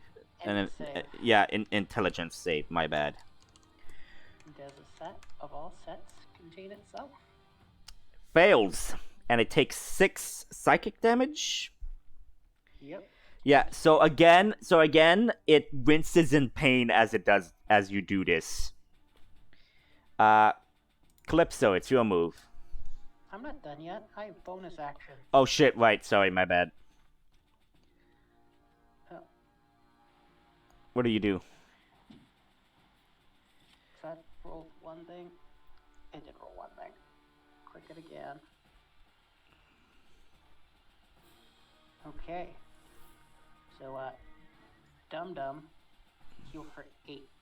So with this, you feel this type of healing light around your body as you heal your wounds slightly. Cool, thanks. And now I'm done. Okay, yes. Again, I am sorry. Calypso, your move. Okay, I'll move 15 feet here, and then attack with my rapier. You would need to be a bit closer for the reach. I'm in Yes, 5 this feet. grid is not a real Um, grid. So yeah. Yeah, 1, 2, 3. Yeah. Yeah, this is 3, so 5 times 3, 15. So in this square, Okay. Yeah. I got 11. So Yeah. It should reach, but I would say yeah. You would. Yeah. It's just 5 feet right here. Yeah. Yes, because the grid of it was 5 feet when I measured it. Yeah. Okay. Regardless, the attack does hit. I counted 3 squares. Yeah. Yeah. So Okay. so 11 It does does hit. It hits. Okay. Well, that's what I'm saying. These squares aren't the real grid.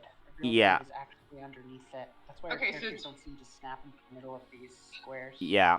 So yeah, piercing damage. 12 damage. Yeah. How do you do Yes. this? Oh! Okay. I guess I'll just like slip between Rissus and the bear, and while it's roaring, just stab it through the throat with my rapier, and then run away because I'm scared. Okay, so as you do that, the bear kind of like stops moving, and its tongue kind of like hangs out of its mouth, as it just like sumps through the ground as the glowing mystic green eyes fade. And that's the end of combat. Okay. Yeah, so for everyone who doesn't realize, these squares aren't the grid. Yeah. The grid is secretly underneath Yeah. because this map hasn't been sized correctly to the grid. Yeah. That's why That's right. characters seem to move in weird ways. Yeah. Yeah.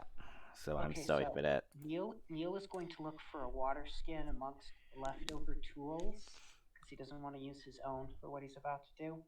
Find one. So yeah, make an investigation check.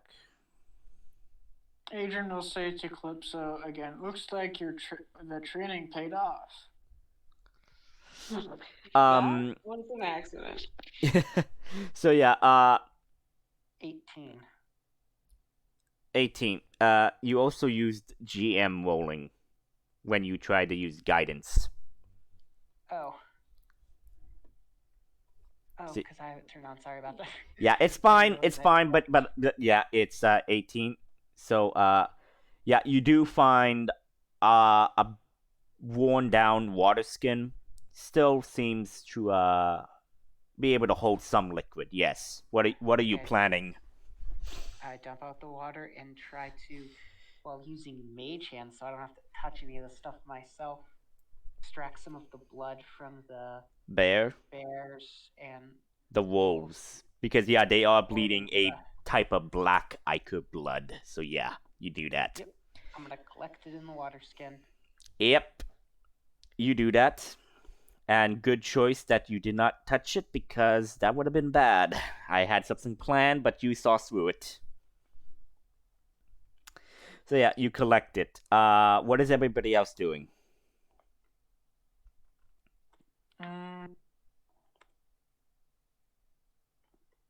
Are there any I'm not bodies?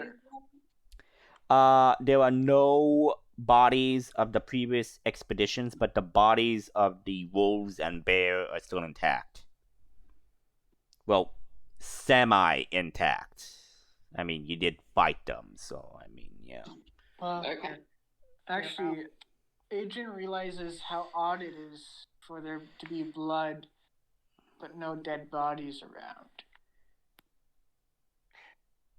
Or bones, or Your corpses bones. of any kind. Yeah. But Neil's gonna be kind and use his mage hand to also extract Calypso's dagger. From From One of the wolves. yeah. You do that. Yeah, man. As you do that, you see that the black ichor on the blade starts to sizzle a bit.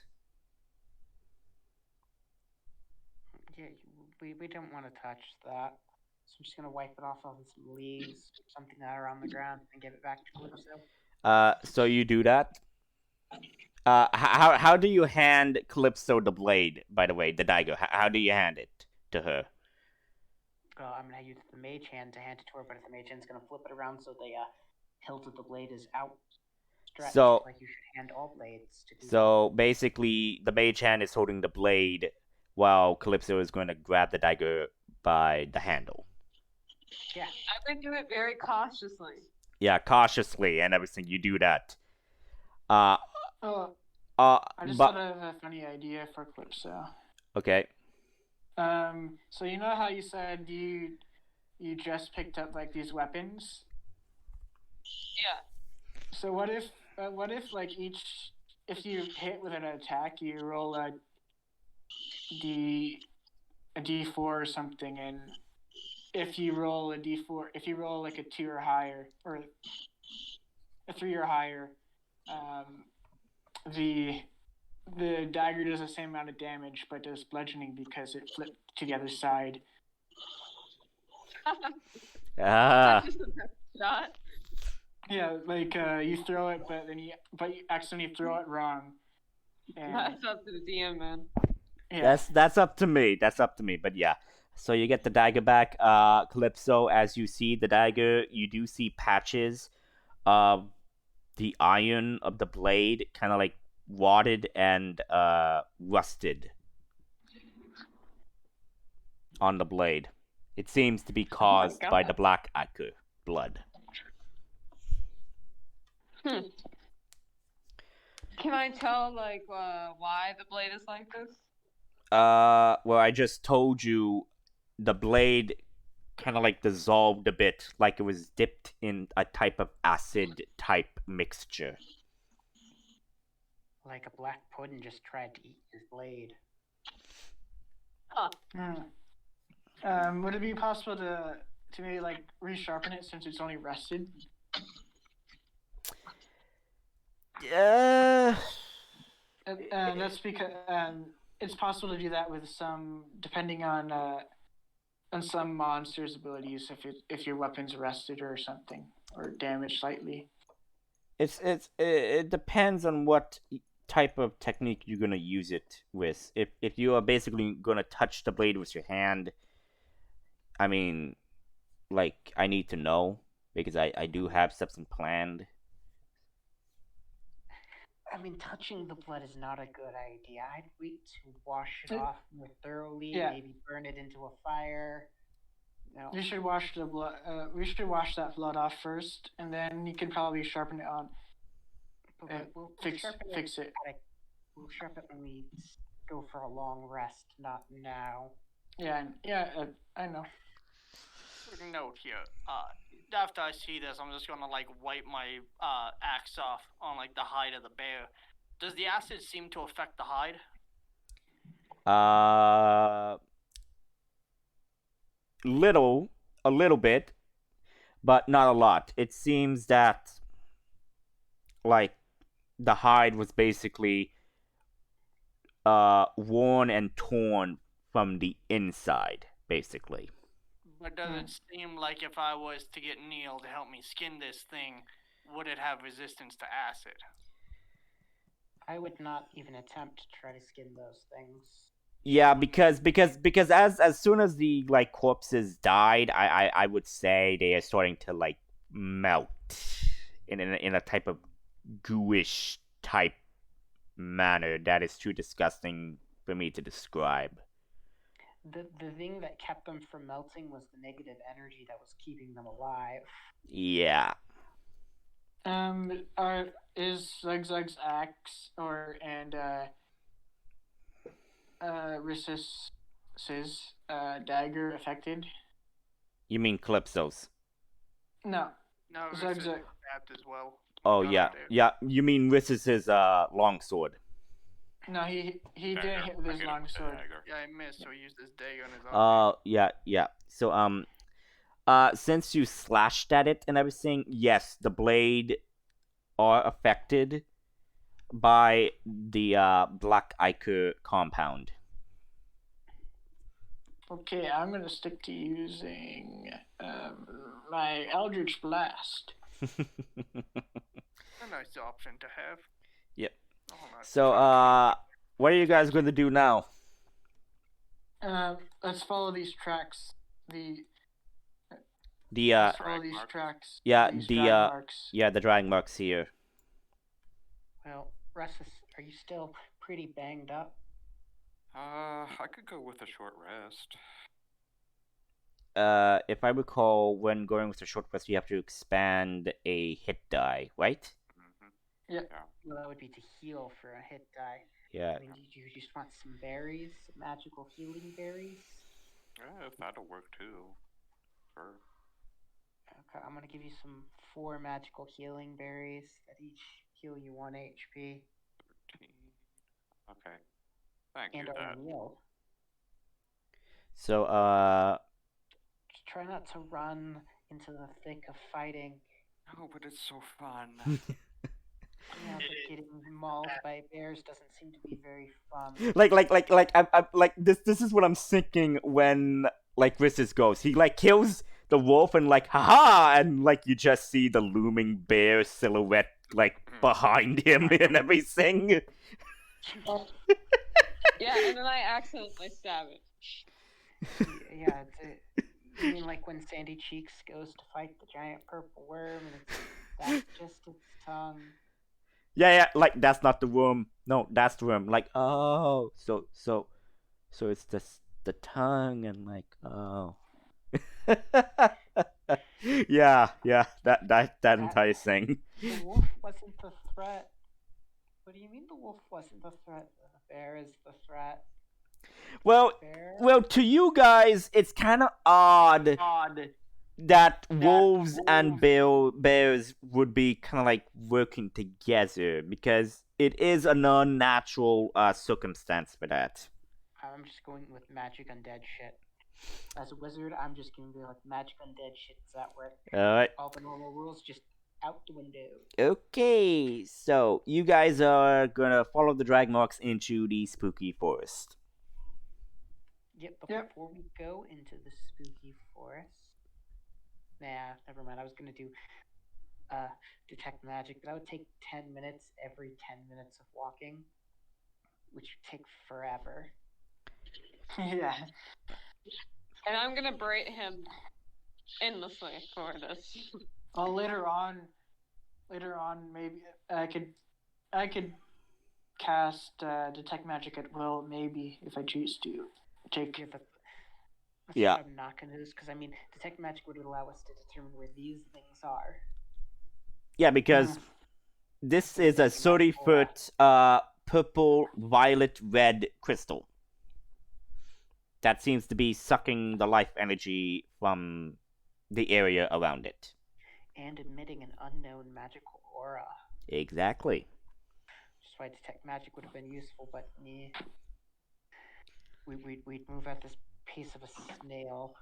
Mm-hmm. So are you guys gonna go through the forest? Yeah. So Alright, you do so. And I'm going to stick behind Zug Zug. Alright, good to know. I'll be beside him. I'll be being vigilant. Alright. And As you guys are moving through the woods, it gets more distorted and more monstrous than an unnatural phenomenon, as something seemed to be twisted the environment to its needs as you follow the drag marks. so Did what we is accidentally enter the fell woods? What? Did we accidentally enter the fell woods? You don't know. You don't know. I'm making a joke because in Yeah. World of Warcraft, you go from a zone 20 to a zone 70, and the only thing separating the two is a river. I have an idea. What if you just burn this forest down? Let us not make Yogi Bear angry at us. So yeah, I'm assuming everyone here is Americans. Yogi Bear. I'm Canadian. No, I'm not But I American. get it. It's a I have cartoon. no idea what you're talking about, man. Okay. It's a cartoon. You Yeah. don't know Yogi Bear? Yeah, I know Yogi Bear, for crying out loud. No, I have no Gotta idea. get that far. No, but Like I grew up on these cartoons: Yogi Bear, Bugs Bunny, Looney Tunes. so did I. But Agent was serious. He was asking that question. What if we burn this forest down instead of? Can you run Well, faster than fire? that I'm not saying what would happen. You would have to make that assumption to yourself. You would have to make a wisdom or an wisdom check to see what could happen. No, he's asking the party. Oh, Well, fire spreads quickly when surrounded by dead, dry things. So do you think you can outrun a quickly spreading fire? We can just go in the clearing. Yeah. The clearing won't offer us much protection from the heat, the ash, and the smoke. Let's not try to set the forest on fire. Let's try to find what's magically doing this. Because it would suck if setting the forest on fire would just make it spread faster and then start infecting towns. And then we have a zombie apocalypse on our hands. yep. So, Okay. as we walk through the woods, do we find any of these creepy crystals? No. You just follow the drag marks. But as you continue moving forward, you do see that on some of these trees, you do see some claw marks. How high up are the claw marks? Give me a moment. Because this is how you determine how big the bear is. I would say, There's no picture here, but I how tall are you guys exactly? I know Zug Zug would be about 7 foot, right? Yeah. I'm like 5'0". I would say this would be about maybe 10, maybe 11 feet tall from the trees, from your height. That's a big bear. But you see these claws. These claws seem to be, in a sense, 4 streaks, like 4 lines. Again, that's a big bear because bears have 4 claws. Yeah, but as you move forward, you kind of see more of the claw marks. As you go deeper and deeper. Yeah. He'll be actively looking for enemies, so he'll be. Doing a perception checks. Yeah. Can I get guidance? Yeah. Yeah, you can grab guidance. And D4. Yep. 10. 10. Okay. Why do I keep rolling bad for Okay. perception? Nail, what are you rolling for? Nature to see if I know what made these claw marks. You do not know. It seems to be of an unnatural entity. But you do detect from this that it seems to be an unknown entity. It just seems to be death incarnate. You don't know. As for the perception, you see nothing but the eerie, dark forest. Even though it's daytime.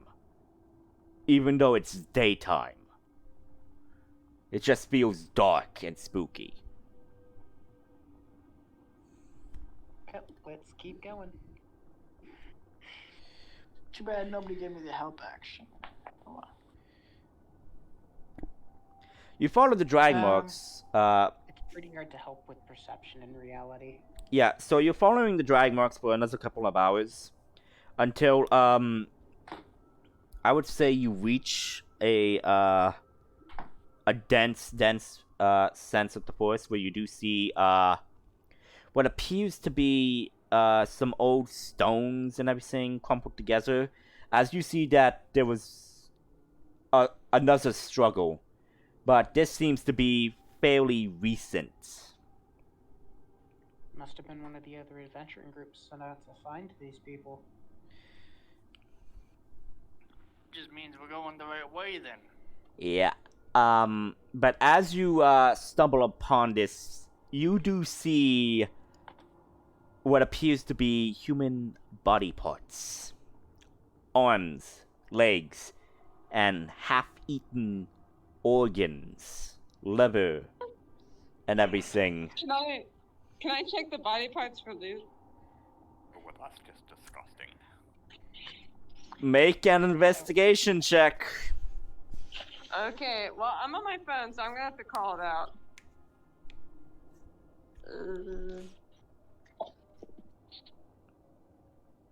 I got a 15. Okay. You find basically letters and basically another book that seems to be the researcher's missing notes. Okay. I'll snatch all that up.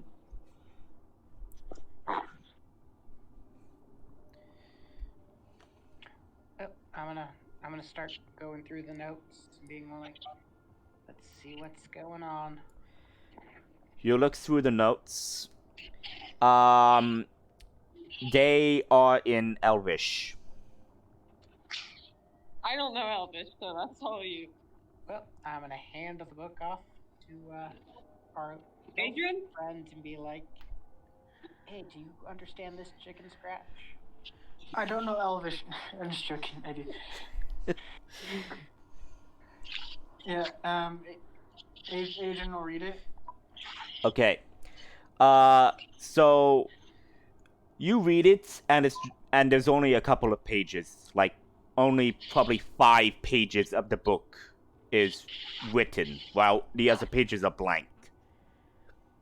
You look through it, and you just say, and you just read the words like, it's hunting us. I managed to escape, but it's stalking me. It's still here.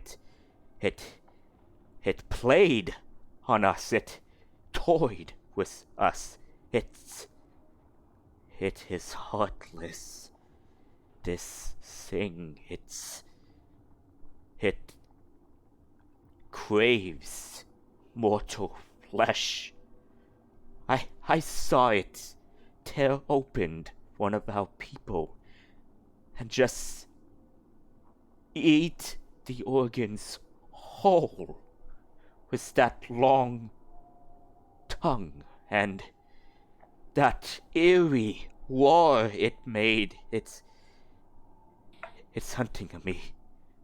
To those who find this, run as fast as you can. And it stops. The next page is empty. That is what's written on the pages, Adrian. What did the quest boards? What are the requirements of the mission? So basically, you were supposed to find the fate of what happened to the expedition and find out what may be causing these unnatural behaviors in the animals of the forest. And aren't we supposed to be looking for someone in particular? Yep. The son of some noble? Yep. Something? Yeah. Of someone. What do we remember about the son of this noble? The elfin? All you know is he seems to be a half elf. That's not a good sign.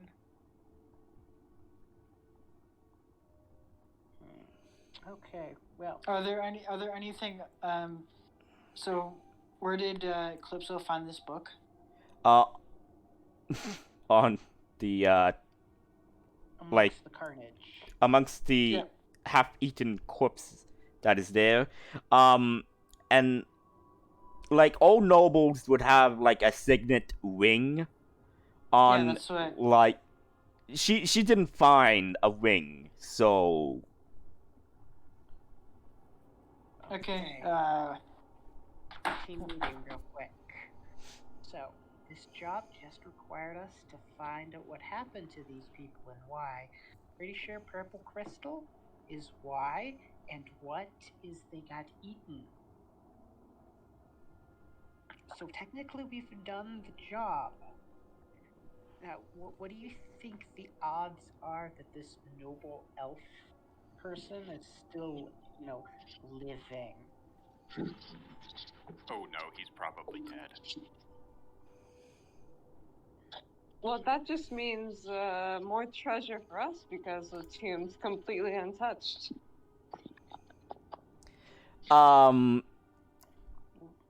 I want. Well, actually, yeah. Why not? Fuck it. Okay. All of you hear a human voice, a mortal voice, saying like, "Help! Help me!" Where's it coming from?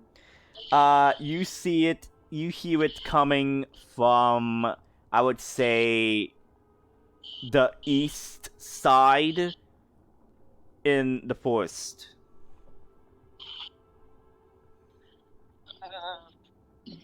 Can I run and sneakily and try to see what's going on? Go I'm ahead. just gonna use my owl to go familiar. If it's 100 feet away, I can just familiar see if I can't see it.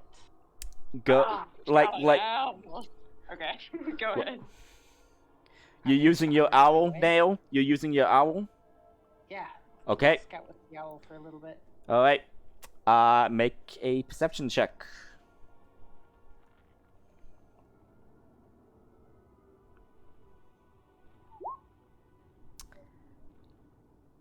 You don't find it. You don't find... The owl kind of comes back and... Do you use message to try to communicate with your owl? No, well, if the owl's within 100 feet of me, we communicate telepathically. Okay.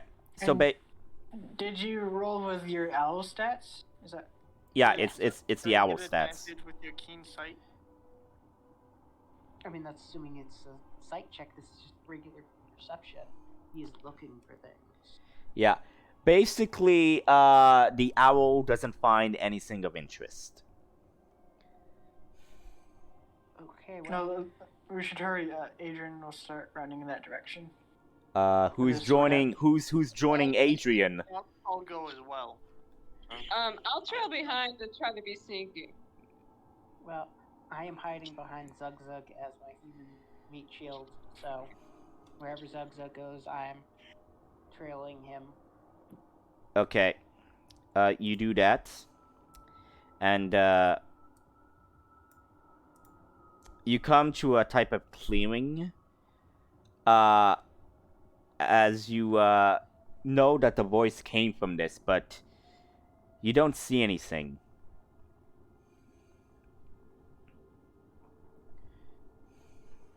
Can I sneak around and try to scope out the area? Sure. Which area do you want to scope out first? Also, put your character tokens as well, so, Gotta be honest, I'm not on the computer right now. Oh. I was probably next to me. Yeah, I got it. I got it for you. Cool. So, are we coming from the west going east? Basically, you were following north, deeper in, northeast, and you went more east since you heard the voice. And you came to this clearing. I'll try to, just circle around the point where I think I heard the voice. Okay, so... Where are you gonna go? Probably circling around slightly south, but veering, west. Okay, so you're basically you're gonna go so basically you're gonna go no south and then going west. So it's gonna be here and then here. Maybe south going east. I'm having a hard time between directions. Yeah, so basically southeast and going there. How around it? Yeah, but how deep are you going in the woods to search? I'll probably go about 30 feet deep, maybe 40. Okay, and you're gonna stealthily do this, right? Yes, sir. Make a stealth check. Okay. I'm gonna give you guidance before you run off into the woods. Nice, and that's 1d4, right? Yeah, that's Yep. 1d4. Alright, well, I got a 21 stealth without the 1d4. And a. Ooh. And a 4 on the 4, so that's a 25. You blend into the forest as if you were in Yeah. the forest. Yeah. So give me a moment.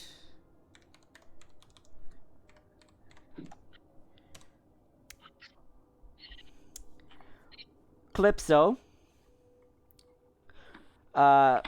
So you go and you do not see anything.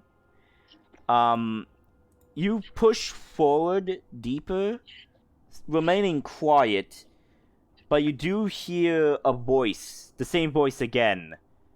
But it seems a bit closer, like about maybe 10 more feet.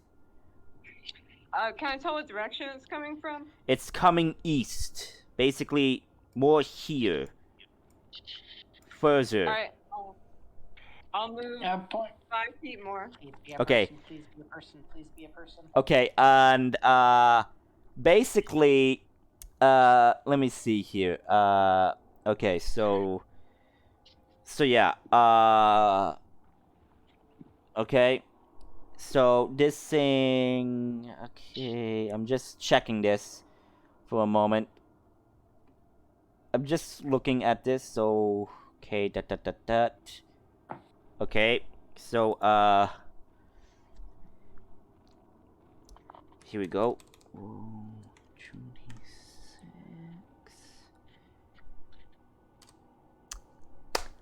Immediately, something just comes out with incredible speed and slashes you with its claw, and I need you to make a strength check for me.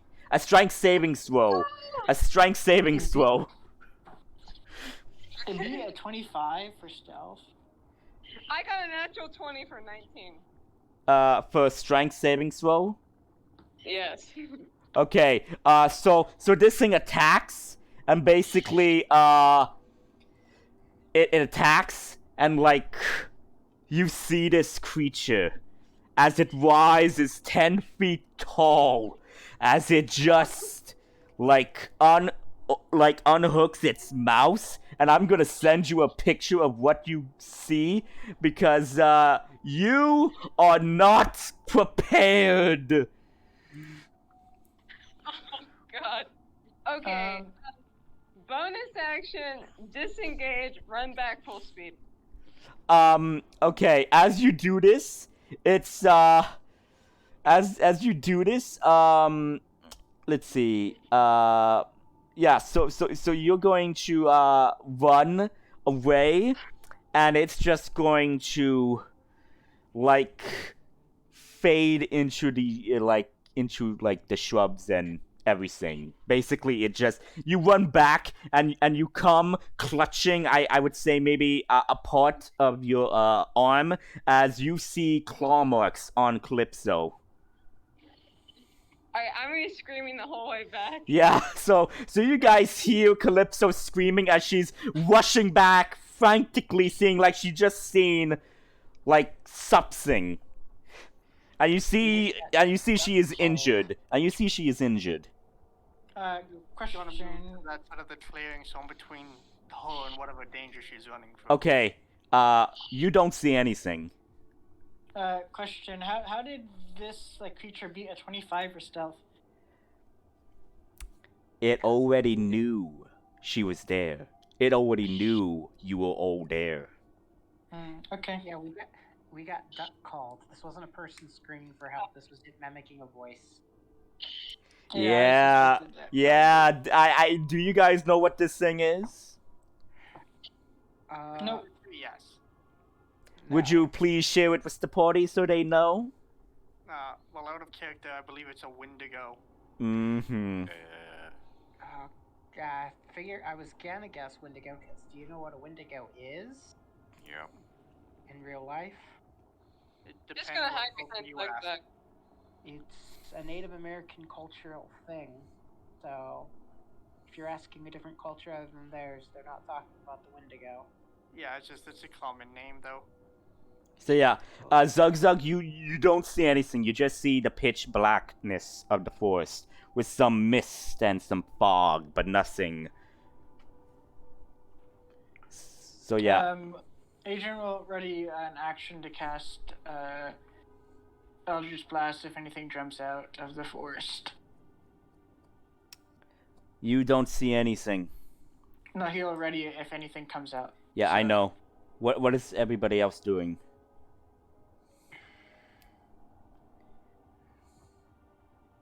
This is most likely a terrible use of this spell, but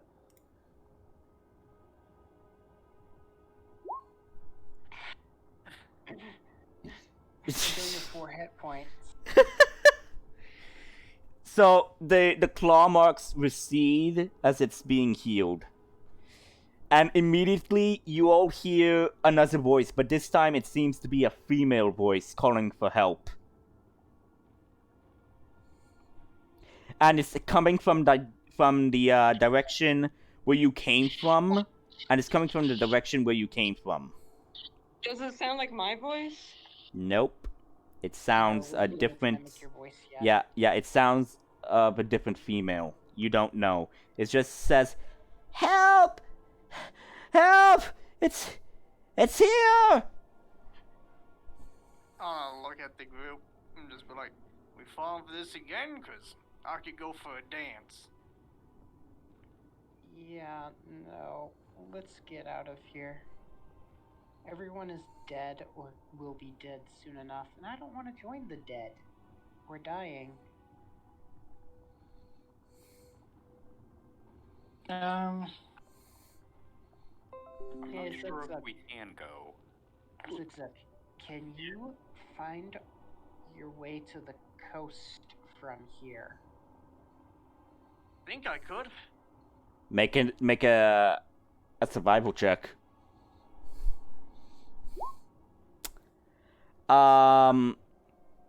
As far as you could tell, you don't know where the coast is. Well, we came from a poet city and we left the town, so Yeah, just but back the way we came. yeah, you do that, but like from your direction where you are, you don't know where the coast is. All you know is you could backtrack, but you have no idea where the coast could be. There's no sea smell or nothing. And I'll say, I think the closest is back the way we came from the poet city. So, south? Southeast, I don't southwest? really want to head in the direction of the creepy voice. I was hoping we could find the coast, because then it won't be able to attack us from any direction. Like I said, that's the best I got for you.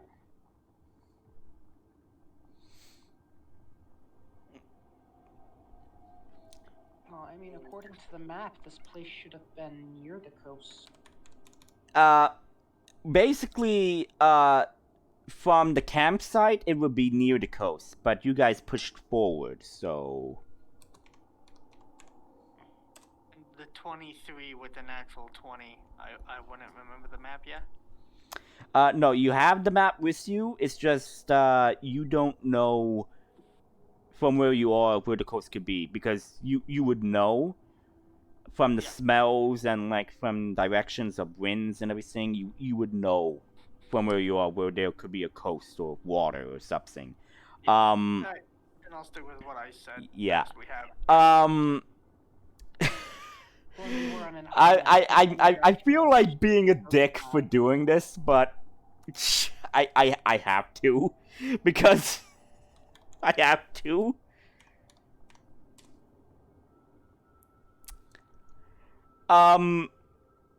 So Nail, I need you to make a strength saving throw for me. Well, this is gonna be fun. Wouldn't Adrian have seen this and then shot it with his Eldritch Blast? This you were mostly focusing on the direction where Calypso came from. So No, I specified he'd be looking around. well, in the split second, you didn't see it. Takes So 6 seconds to attack, doesn't it? well, here's the thing. So yeah, Nail, you take 7,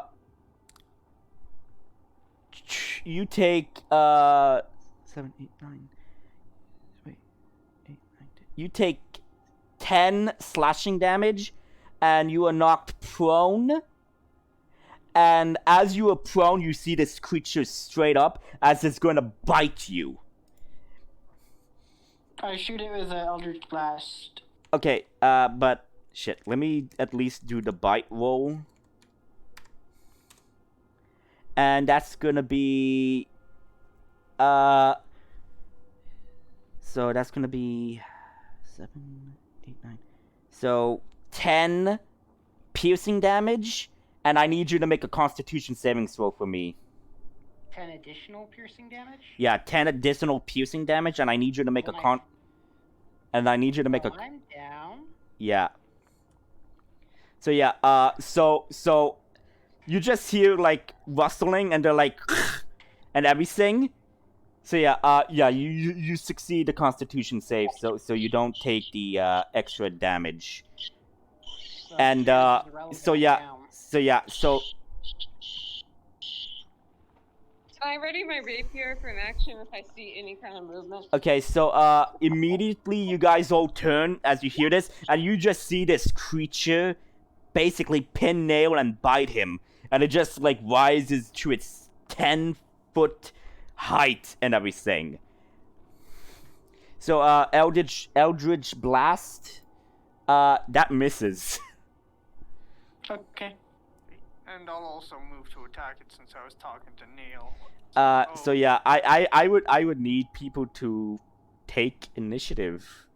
So let me like clear the initiative and make you initiative rolls.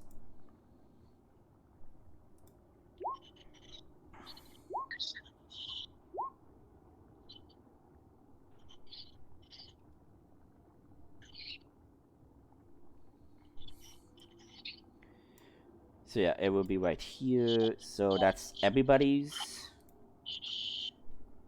Did Calypso roll? No, she did not. Calypso, what did you roll? Hold on, it's gonna show up as dexterity, but it's my initiative. Yeah.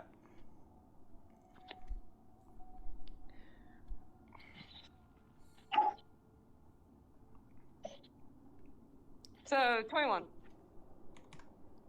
Damn. Okay. First good initiative of the whole game. So yeah. So I'm gonna do a roll now.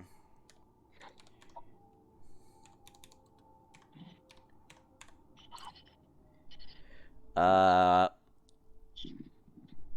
that's gonna be 5, 6, 7, 8. That's 8. So Calypso will be going first, followed by Rissus, followed by Zugzug, Nail, Dwindigo, and Adrian. So yeah, give me a moment to find good combat music that I need. Does not have it, which kind of sucks. So I will just tracks, Okay. battleboards. Give me a moment.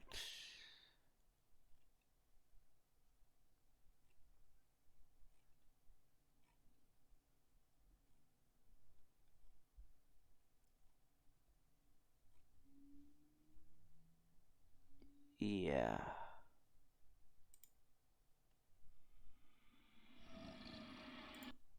Yeah, trying to find good combat music. It's kind of hard. You can just go onto YouTube or something. Yeah. You know, Yeah, it's just like I'll just use the generic battle music that I have. So like I had something for boss music, I just can't remember what. But yeah. So Calypso, it's your move.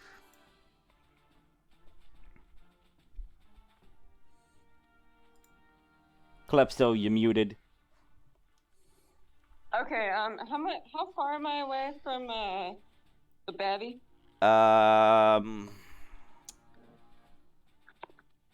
You're about 15 feet. Okay, I will go that 15 feet and attack with my rapier. Make an attack roll. Got it.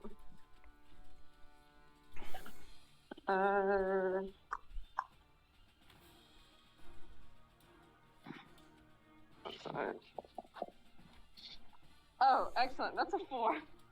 That misses. Okay.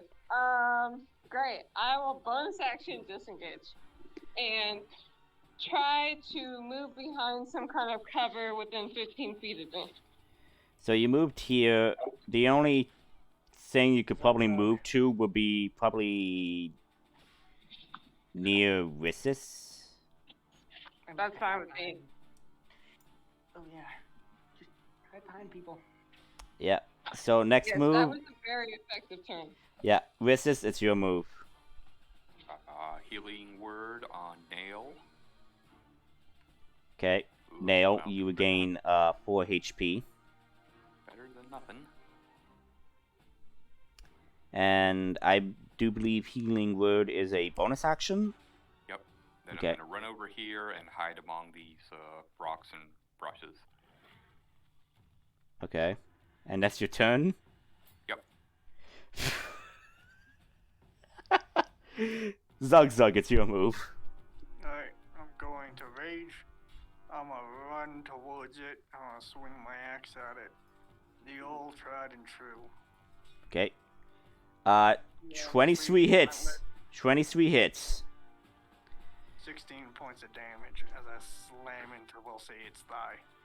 Okay. Let's see. 52. Well, hang on. 16 divided by 2, so that's gonna be 8. So 52 minus 8. You attack it, but you could tell that its like hide is basically unaffected as much from your attack. It seems to be resistant to your attacks, but it still took damage. So yeah. Sounds good. That's my turn. Okay, Nail, your move. Quick note, I would like to try to put myself like as close, if not on top of Nail, so the Wendigo would have to get through me to hit him. Well, Since he's prone. you're close. You're close. So Nail, it's your move. What do you do? Well, I'm gonna get up, disengage, and run away. Okay. You do that. It's gonna be the Wendigo's turn. Let's see. What is the Wendigo going to do? Let's see. Here for a moment. Snap tool. Let me check. Okay, 10. 30.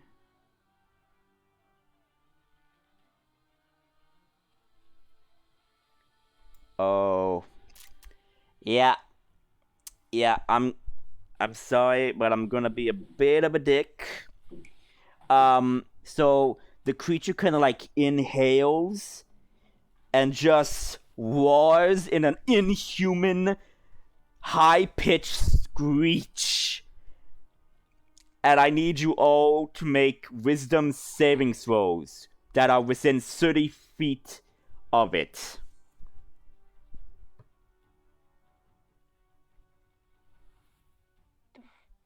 I'm proficient in that. Okay, Calypso, you're also within the 30 feet. Okay, great. I got a 10. Okay, Ristis, why did you roll another will save? Sometimes my mouse Okay. double clicks. Okay, It's getting so You Nail. didn't have to read. You didn't have to do the first one. Okay, to those who succeeded, you are immune to its shriek for the next hour. For those that failed, you get stunned for 1 minute. But at the end of its round, like at the end of your turn, you could try to repeat the save. Mhm. Yeah. So yeah, that's and also at the end of the Rindigo's turn, you do see Zug Zug. You do see. Oh shit! Wait, Zug Zug. Did you make a will save? Yeah, I got a 19. Oh shit! Yeah, I see it. I see it now. But yeah, so Zug Zug, you see that the creature begins to slowly regenerate its wound.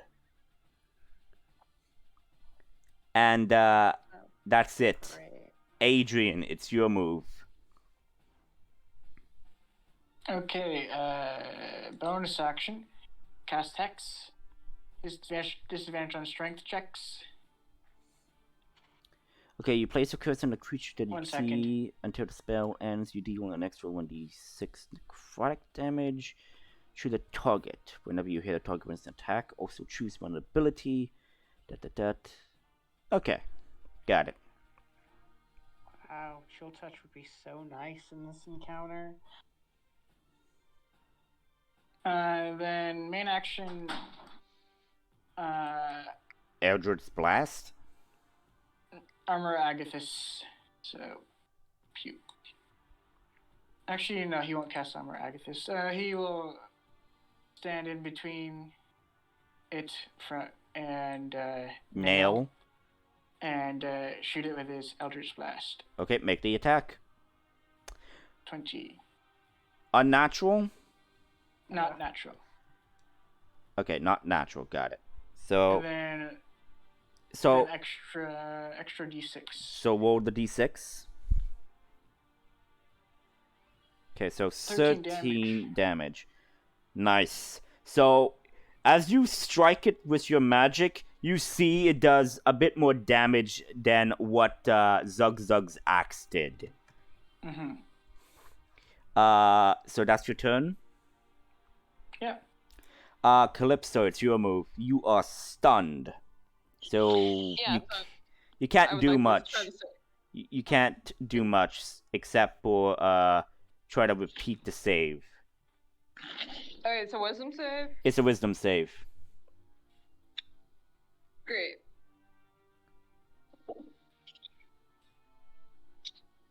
Okay, that's better. That's a 17. You succeed. So you are unstunned and you're immune, but that's your turn trying to get unstunned. Alright, that's good with me. But you do still have your movement. You use your action to try to repeat the save, but you still have your movement. Can I get, like, further into cover? You could get to where Rissus is. You could get to where Rissus is. Let's see. That's gonna be. Yeah, you could barely get there, but you'll be close. So yeah. How far is that away from the Wendigo? You are 30 feet away from it. You know, I'm just gonna stay where I am. All right, Rissus. Yep. Wait, do you want to use your bonus action to hide? Yeah, you know what? I will do that. Roll stealth. Got it. Alright, that is a 25. Yep. You greatly able to hide yourself. Basically, everybody else who is focused, like, just turn and just see you disappear. Resist, it's like- yeah, gone like the wind. Resist, it's your move. What do you do? Bonus action. Come on, Nail. We need you to do something magical.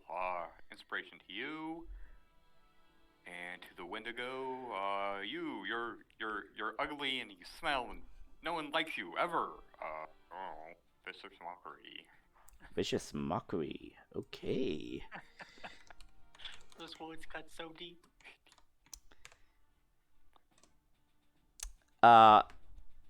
Unaffected. Okay. Zug Zug, it's your move. Alright, I want to be mad because my axe isn't doing as much, so I want to like look up at him. I'm going to roll much the way he would, and I'll take another swing. All right. 19 hits. Oh wait. 22 with disadvantage. So. Yeah, you have advantage. You're using another reckless attack, right? Yep. No, reckless, and that'll be 9 damage. So yeah, 9 divided by 2, rounded down. Full. 4, so it takes 4 damage for slashing. In my turn. Yep. Nail, it's your move.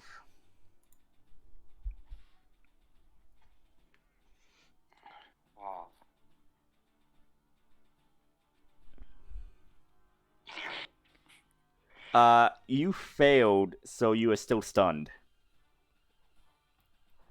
Yeah. Next. Just sit there in a drooling daze. Yeah, next is the Wendigo's turn. And,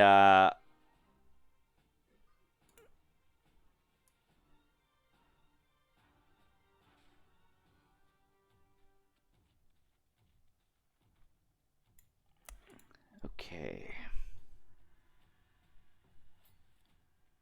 The Wendigo is going to go... Actually, hang on. Let me just look at this thing. At least 20 feet. Wendigo is going to charge towards Rissus. Zug Zug, you do have opportunity attack. Then I will do the old trident through. That hits. That hits. Roll your damage. 15 divided by 2, that's going to be 3. 7? Yep. Because it would be 15, and then you'd get 8, but it's rounded down, you said, so 7. Okay. Yeah. 7. 7.5. Okay, rolling for attack now. GM roll.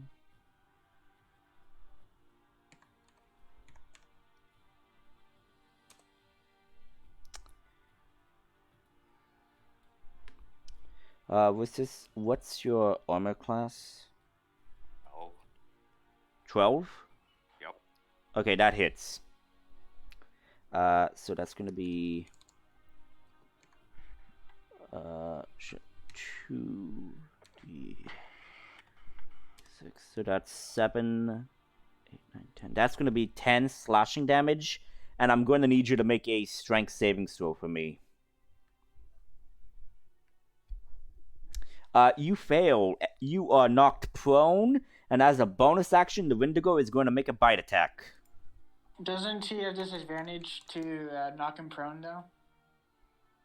No, because if the Wendigo moves at least 20 feet straight toward a creature and then hits it with a claw attack on the same turn, that target, yeah, it says at least 20 feet, so within 20 feet. At least as a minimum. Oh. Not a maximum. You'd have had to have moved here. Okay, then I would say the Wendigo kind of like backs off and then charges at Rissus. Then actually no, he doesn't get 2 opportunity attacks. Yeah, because he kind of moves away, then he kind of like moved there and everything. So yeah. So he went like this and then this. No. No, he probably went like this, and then went like that. So yeah. So yeah, bite attack is going to be. Let's see. Bite attack is going to be that. Yeah, that's going to hit. Sorry, my friend.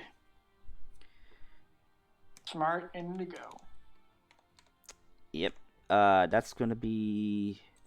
Okay, that's going to be 8 plus 3, so 9, 10, 11. 11 piercing damage, and I need you to make a Constitution saving throw. Unconscious. Okay. Yeah, are you trying to kill us all? You succeed the Constitution saving throw. So yeah, that's going to be the Wendigo's turn. Since it moved 10 feet, then used the remaining 20 to move, it's then going to do... Yeah, the Wendigo is going to move 10 feet away. And that's going to be its turn. So Adrian, it's your move.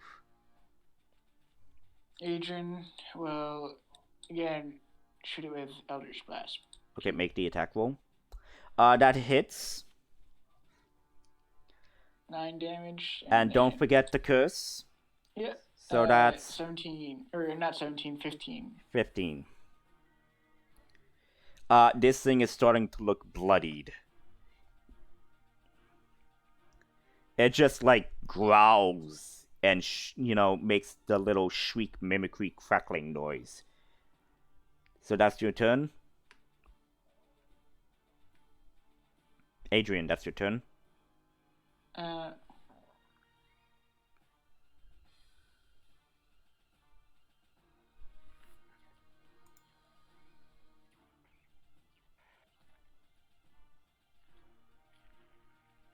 Adrian, is that your turn? I just said yes, it was. Oh, I didn't hear you. Calypso, it's your move.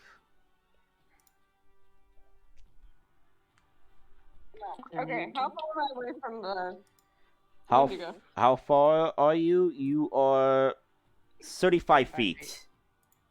35. Okay.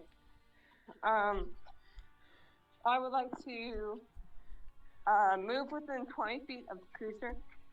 Okay. 20 so, feet. Is anyone with melee with any? I was hiding, so I have advantage, right? I don't know. I think you go into view once you move 20 feet in front to it. Yeah. Is anyone within melee? No. You are Okay, near Wiss's unconscious body. Well, I'll just throw a dagger. Which dagger are you throwing? Are you throwing a regular dagger? I'll throw a non-tainted dagger. A what? Just a normal dagger, which is a 24 to hit. 24 hits. Roll damage. Okay, cool. So that's 5 damage. Divided by 2, it's gonna be 3. 3 damage, and then I will move to the most cover I can with my remaining movement. Yes, since you moved 20. Yeah, since you moved 20 feet, you have 10 feet. So you could basically get between Adrian and Zug. Yeah, I will move there. Just my best chance of not being hit. Yeah. Wissis, it's your turn. I need you to make... And he fails his first death saving throw. Wow. So you're at 1 with your death saves. Zug, it's your move. Okay, I see this thing running towards the trees, so I'm going to try to, pretty much, just drop my axe a little low so it's running behind me, and I want to, try to, football tackle this thing to the ground and grapple it. Okay, make... Hang on, let me look at grapple for a moment. So he makes a strength check, and the Wendigo makes a strength saving throw. Or strength check. Okay, so yeah. And the Wendigo also has disadvantage because of Hex. Yeah. So I have advantage, he has disadvantage. Yep. Yep. 16. 14 and all of that. Okay. 16. Yeah, I got it. Okay. GM roll 1d20 and has disadvantage, right? Yeah.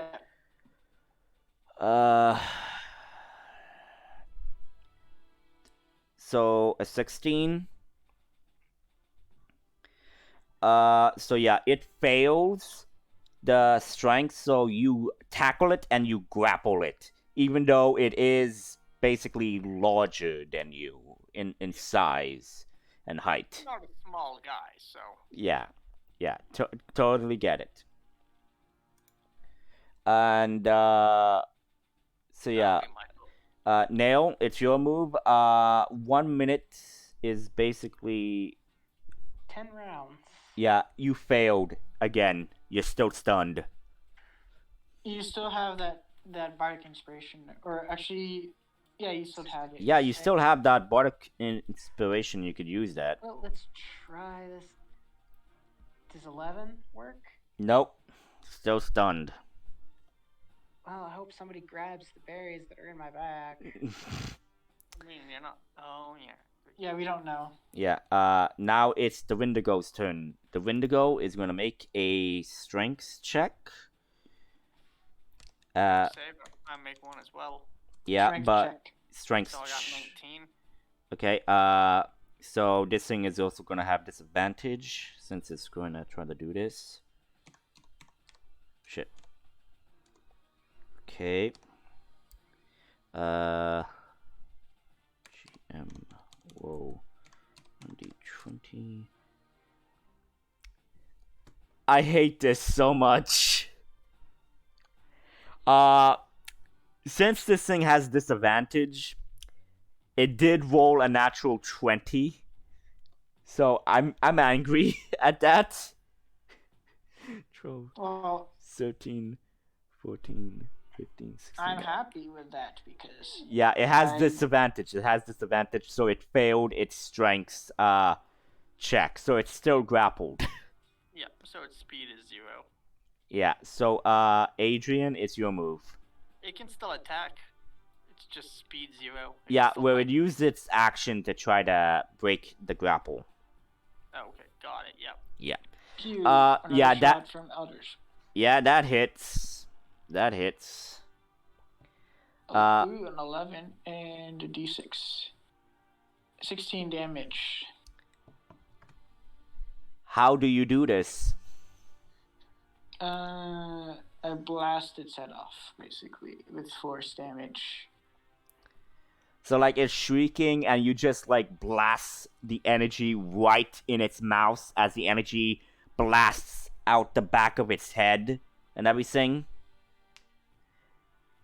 Is that how Yeah. you do it? Okay, so as you do it, so like all of its black ichor blood kind of like gushes out like a geyser as you do this, as it just like falls limp and goes onto the ground. Okay. And before you see it wither and fade away to dust. Is that end of initiative or? Yeah, that's the end of initiative. I want to go help Avissus get up. Okay. So, stabilize him, sort of thing. Make a medicine check. Pretty good. You stabilize him. Well, that could have gone smoother. But, So that Wendigo was oddly smart for an animal. But here's the thing. You do hear the same female voice coming from the past you came from. Okay. I can go check it out if you want. No, we should wait for everybody to become up again. I'll just wait for. Yeah. By the way, Nail, you're unstunned. Oh joy. We could call to it. If it's a Wendigo, it probably knows we're here, but if it's a girl, it should know where we are. Well, you could do an insight check to discern if, the voice is, because, Actually human. yeah, because, the mimicry, the Wendigo can mimic any sound it has heard, including voices. A creature hears the sounds, can tell imitations with a successful, wisdom insight check. I got a 13.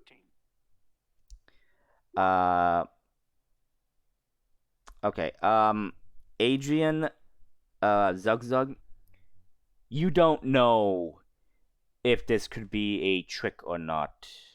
You can't tell. So do you want to call to it, or? Yeah, with this you regain 4 HP. I am rolling shit. You could send your owl, you still have that owl. Yeah. Adrian will point and cast where the direction is coming from and cast message to it. Are you okay? Like, you just hear a faint, vague response saying, "Who is this?" It's a It's female human. voice. It's a human voice. It's human. I just cast message to it and it responded in my head. I don't think Wendigos can mimic psychic or Telepathic, psychic, telepathic thoughts. telepathic voices. So it's Adrian will run. Okay, Running. yeah. So you go. Is anybody accompanying him, or is it just him?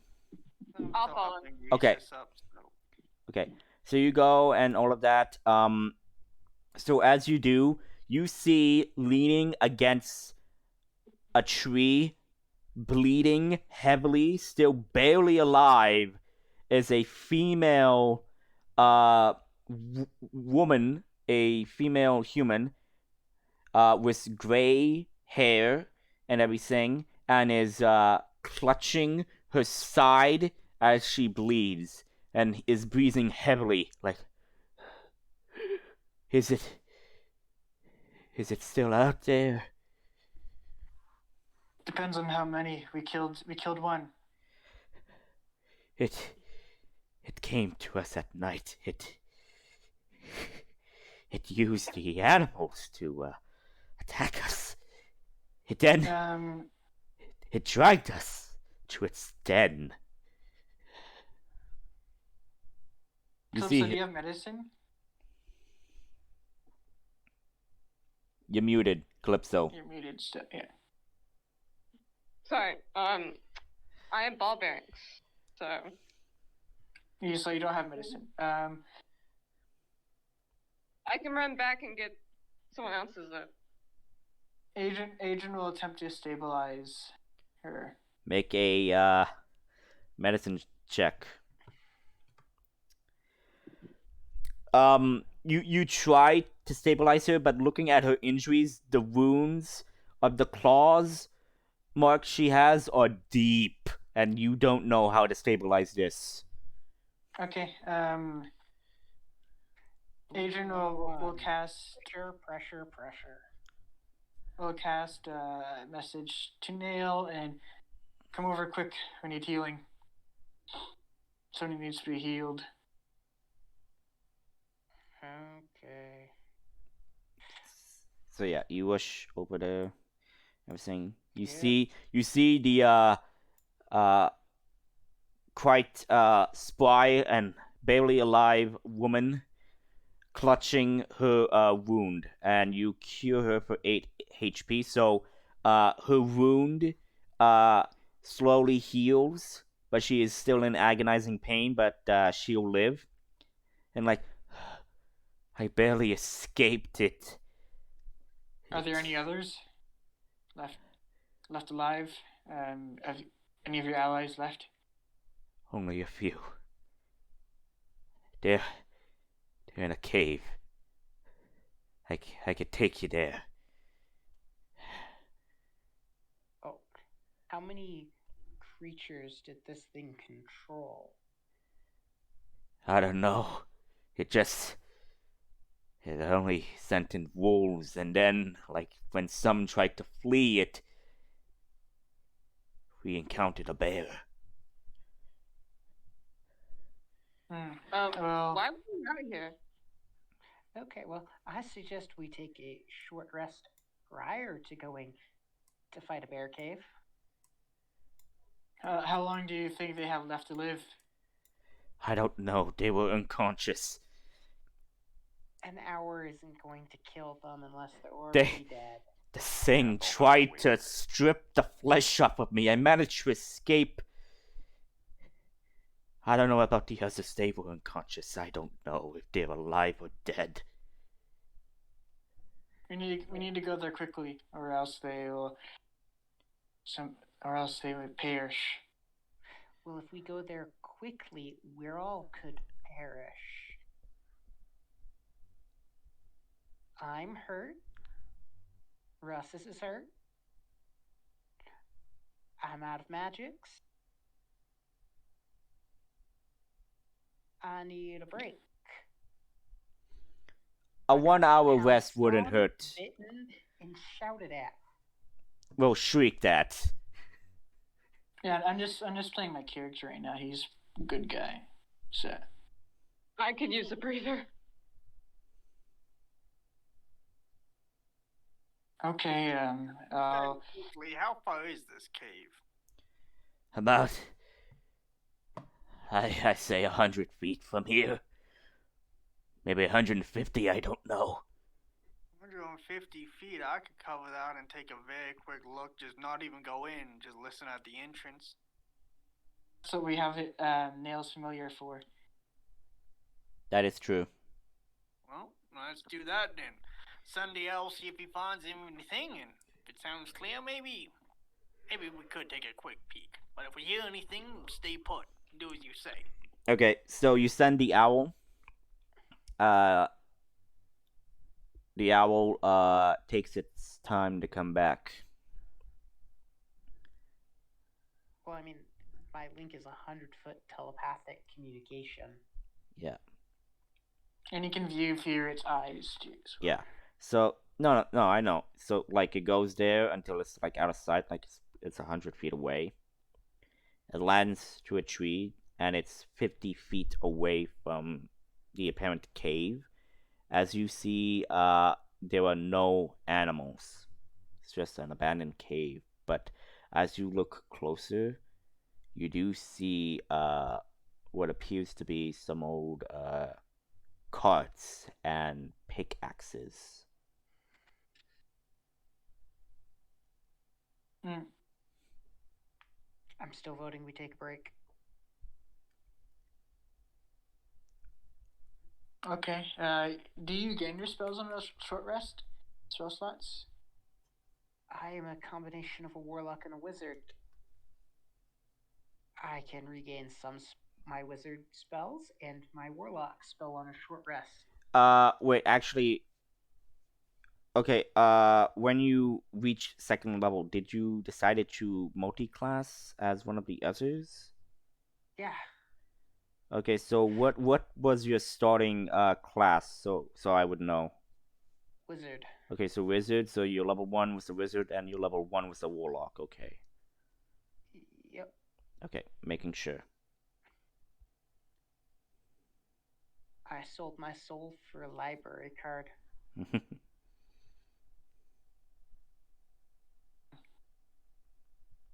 Just be careful. So yeah, who should keep watch for? I mean, we're not taking a nap or something. We're just sitting around, not running around trying to fight bears. Okay, yeah, I wasn't sure what like the exact rules for a short rest is. You just take like an hour or so, and you expand a good amount of your hit die, like if you want to. You can expand hit die, and you can do any abilities that regain on short rests. So I'm going to go with Arcane Recovery. What Did is? that lady die? No, she's still alive. We Can healed I her. ask her why she was out here? What? Can I ask her why she's like out in the forest? Okay. So you ask her. I was part of the expedition that was searching for what could be causing the strange phenomenon was the behavior of the animals in the eastern part of the forest. Mm. There were 10 of us. How far did you get? Like, how far did your research stem? We got here through the parent. Because we heard about a tomb of some sort. A tomb? I don't know anything about a tomb. Wait, am I misremembering, or did that job notice talk about a tomb of some sort on the cove? So remembering that person told you that this temple slash Yeah. tomb was somewhere alongside the coast. Mm-hmm. Yes, but So this she doesn't expedition know group you was were- going out to investigate the temple. Well, no, it was out to investigate the strange phenomenon in the forest that was causing the behavior in the animals. That Yeah, Which is was the forest around the temple. forested around a supposed temple, but she didn't know anything about the temple. She's just So a worker. she's just one of the researchers, not the head researcher. Do you have any clues as to what's going on here? All I know is that crystal is unnatural. As far as we could tell, it's over 1,000 years old. I'm not even going to ask how they could possibly know how old the crystal is.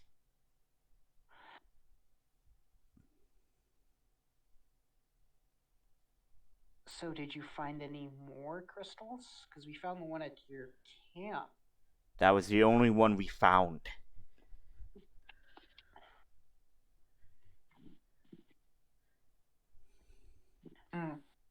Um.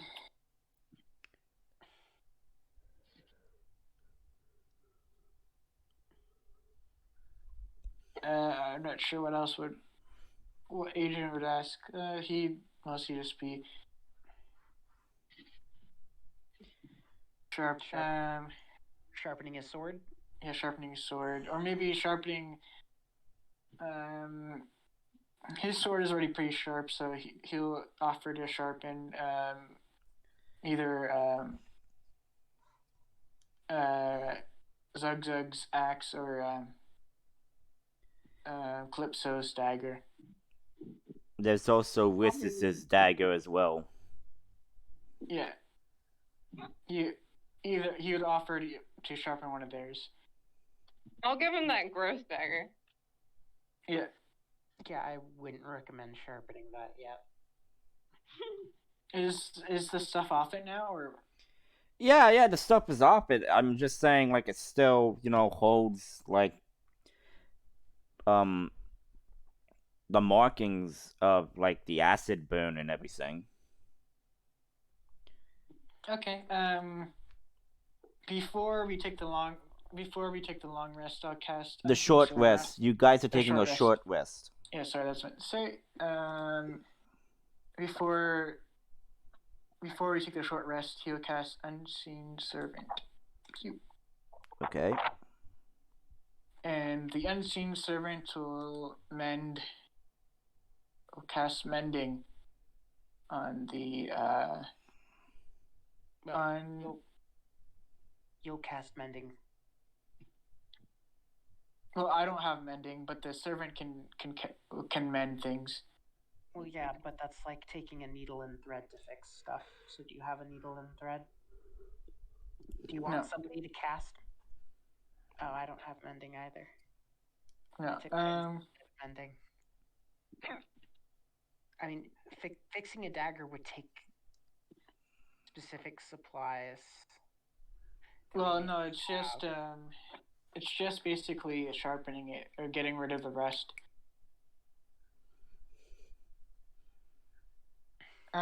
So yeah, that's what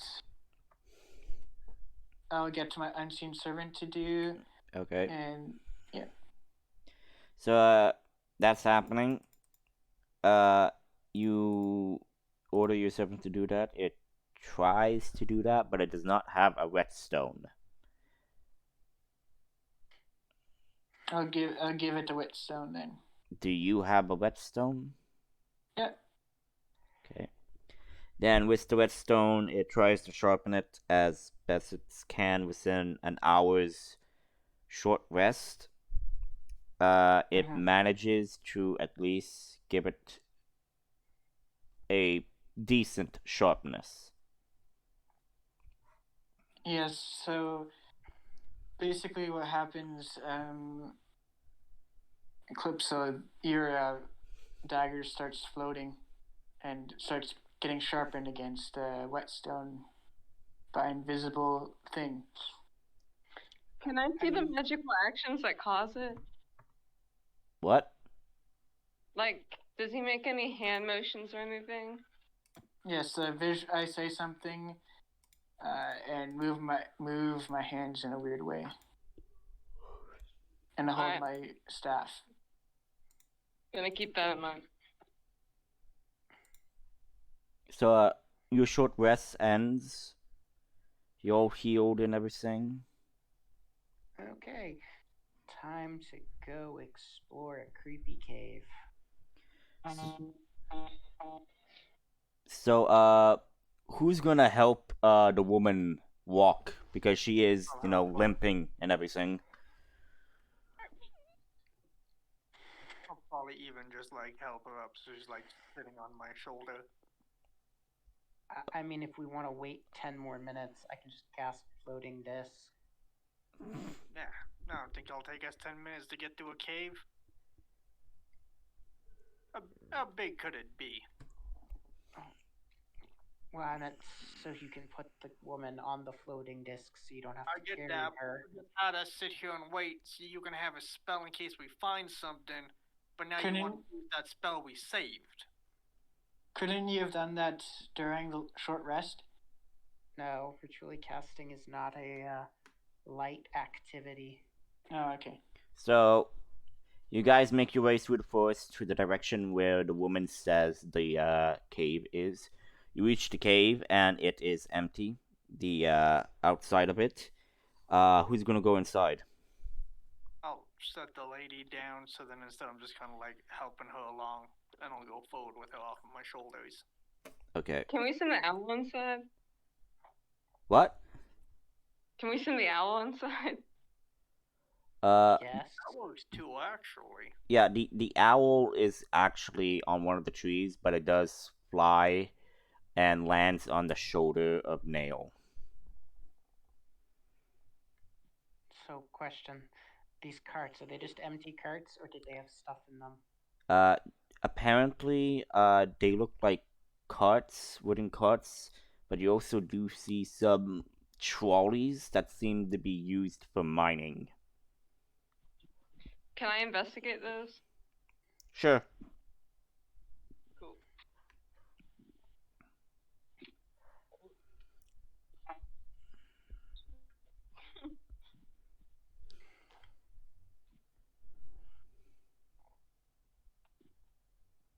Oh, that's fantastic. It's a natural one for 5.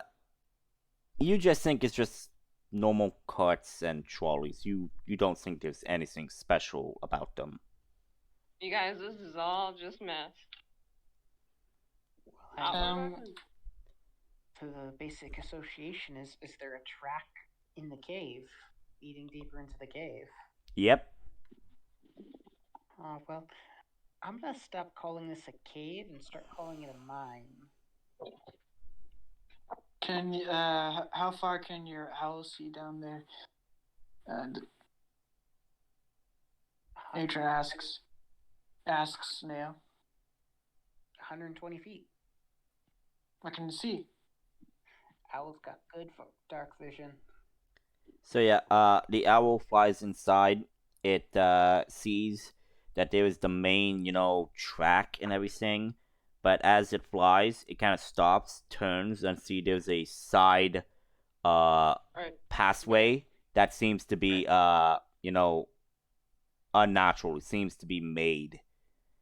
The owl flies in and it sees what appears to be humanoids being dangled from what appears to be a wooden beam. Okay, I'm gonna call the owl and be like, "There's people in there. We should go." How far in? I would say about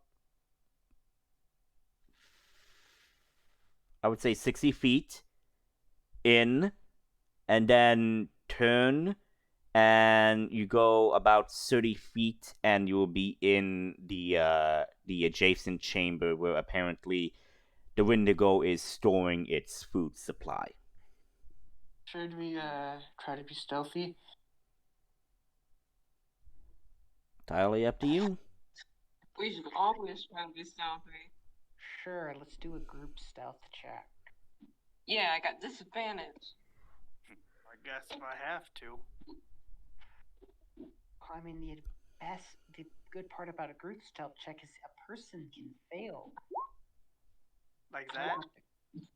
Group failing. Oh, great. 7. 18. Wow. I rolled a 10 and a 12 for 17. Okay, so you guys go inside, along with the woman and everything, leading you, and everything. You go to the adjacent chamber and everything. You kind of like knock over some rocks and everything. You're not as quiet, some of you, but doesn't really that matter. But you go. Adrian will try to be vigilant too, as well, with keeping perception, keeping watch around him. Okay. Okay. With that perception, you don't see anything that is threatening. The cave seems to be quiet. It seems that there was only one creature inhabiting the place. So yeah. As you enter the chamber, so yeah, who's going inside the adjacent chamber first? I can go. I don't have dark vision though. I do. If anyone else wants to go. I mean, I'm definitely not going in first. But if you need a light, I'll just use light on something so everyone can see. You can use it on my axe if you want. I want to go first.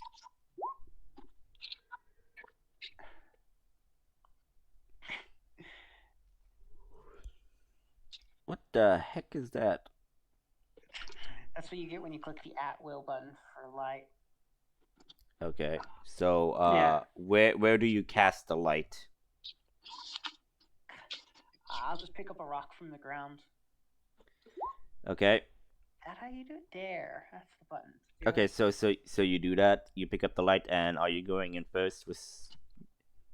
No, I'm not going in first. If I hold the rock, if I hold the rock and I like press my fist around it, does it conceal the light? I mean, it's rock that's glowing, so.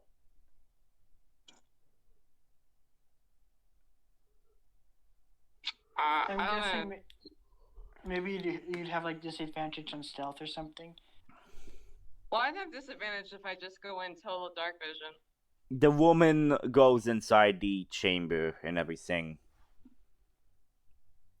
All right. Okay, well, Here we go. since she's not dead yet, I'll follow her and see if I can't see if any of the people are still alive. So, as you go inside, all of you, you do see them dangling. As one of you, I would say, Well, actually, yeah. Are you guys doing a medicine check to see if they're still alive? Yeah, sure. He will give the help action to whoever who's proficient with medicine. Adrian will give the help action. Well, I'm not. My character has a -1 in the wisdom-y stuff. Mm-hmm. Who had proficiency with medicine again? Was it you? Who has the highest wisdom? I have +1. Or, yeah. I +0. Zug. I only have like a +2. Ryssus? 0. Okay. So yeah, you had advantage, Zug, to medicine. You're the wisest of us all. Yeah. Oh, little barbarian healer. So my thing's loading. It's not letting me open my character sheet for some reason. I closed it for just a second. Yeah, I can roll for you or something and just add your bonus. I'll just roll right now. Okay. 13. Okay. No, don't forget that. Roll again. Roll again. Oh yeah, Yeah. advantage. 13. And that, so 17. Okay, Zug. By inspecting the bodies, since 10 came, you see about 4 still breathing. However, the other 5, as you go to check them, you look and see that their abdomens are ripped open, and some have their skin kind of like ripped and peeled off like a banana. Flayed. Yeah, flayed. And you're looking for flayed. Yeah. So you see them and they're just dangling. Kind of like the whole predator skinning, you know. Yeah, you don't need a medicine check to tell that those guys are dead. Yeah. But the other 4 are alive. Here, let's get them down. How high up are they? They're just dangling. How Their are they being feet are about 5 feet off the ground. Here's the better question. How are they being suspended in the middle of the air? No, they're tied. Obviously, they're tied to like the beams above Yeah, them but how? with rope. Obviously, Yeah, but how is the rope? I mean, they're not like being tied from their necks. Is that what they're you're tied saying, from their wrists.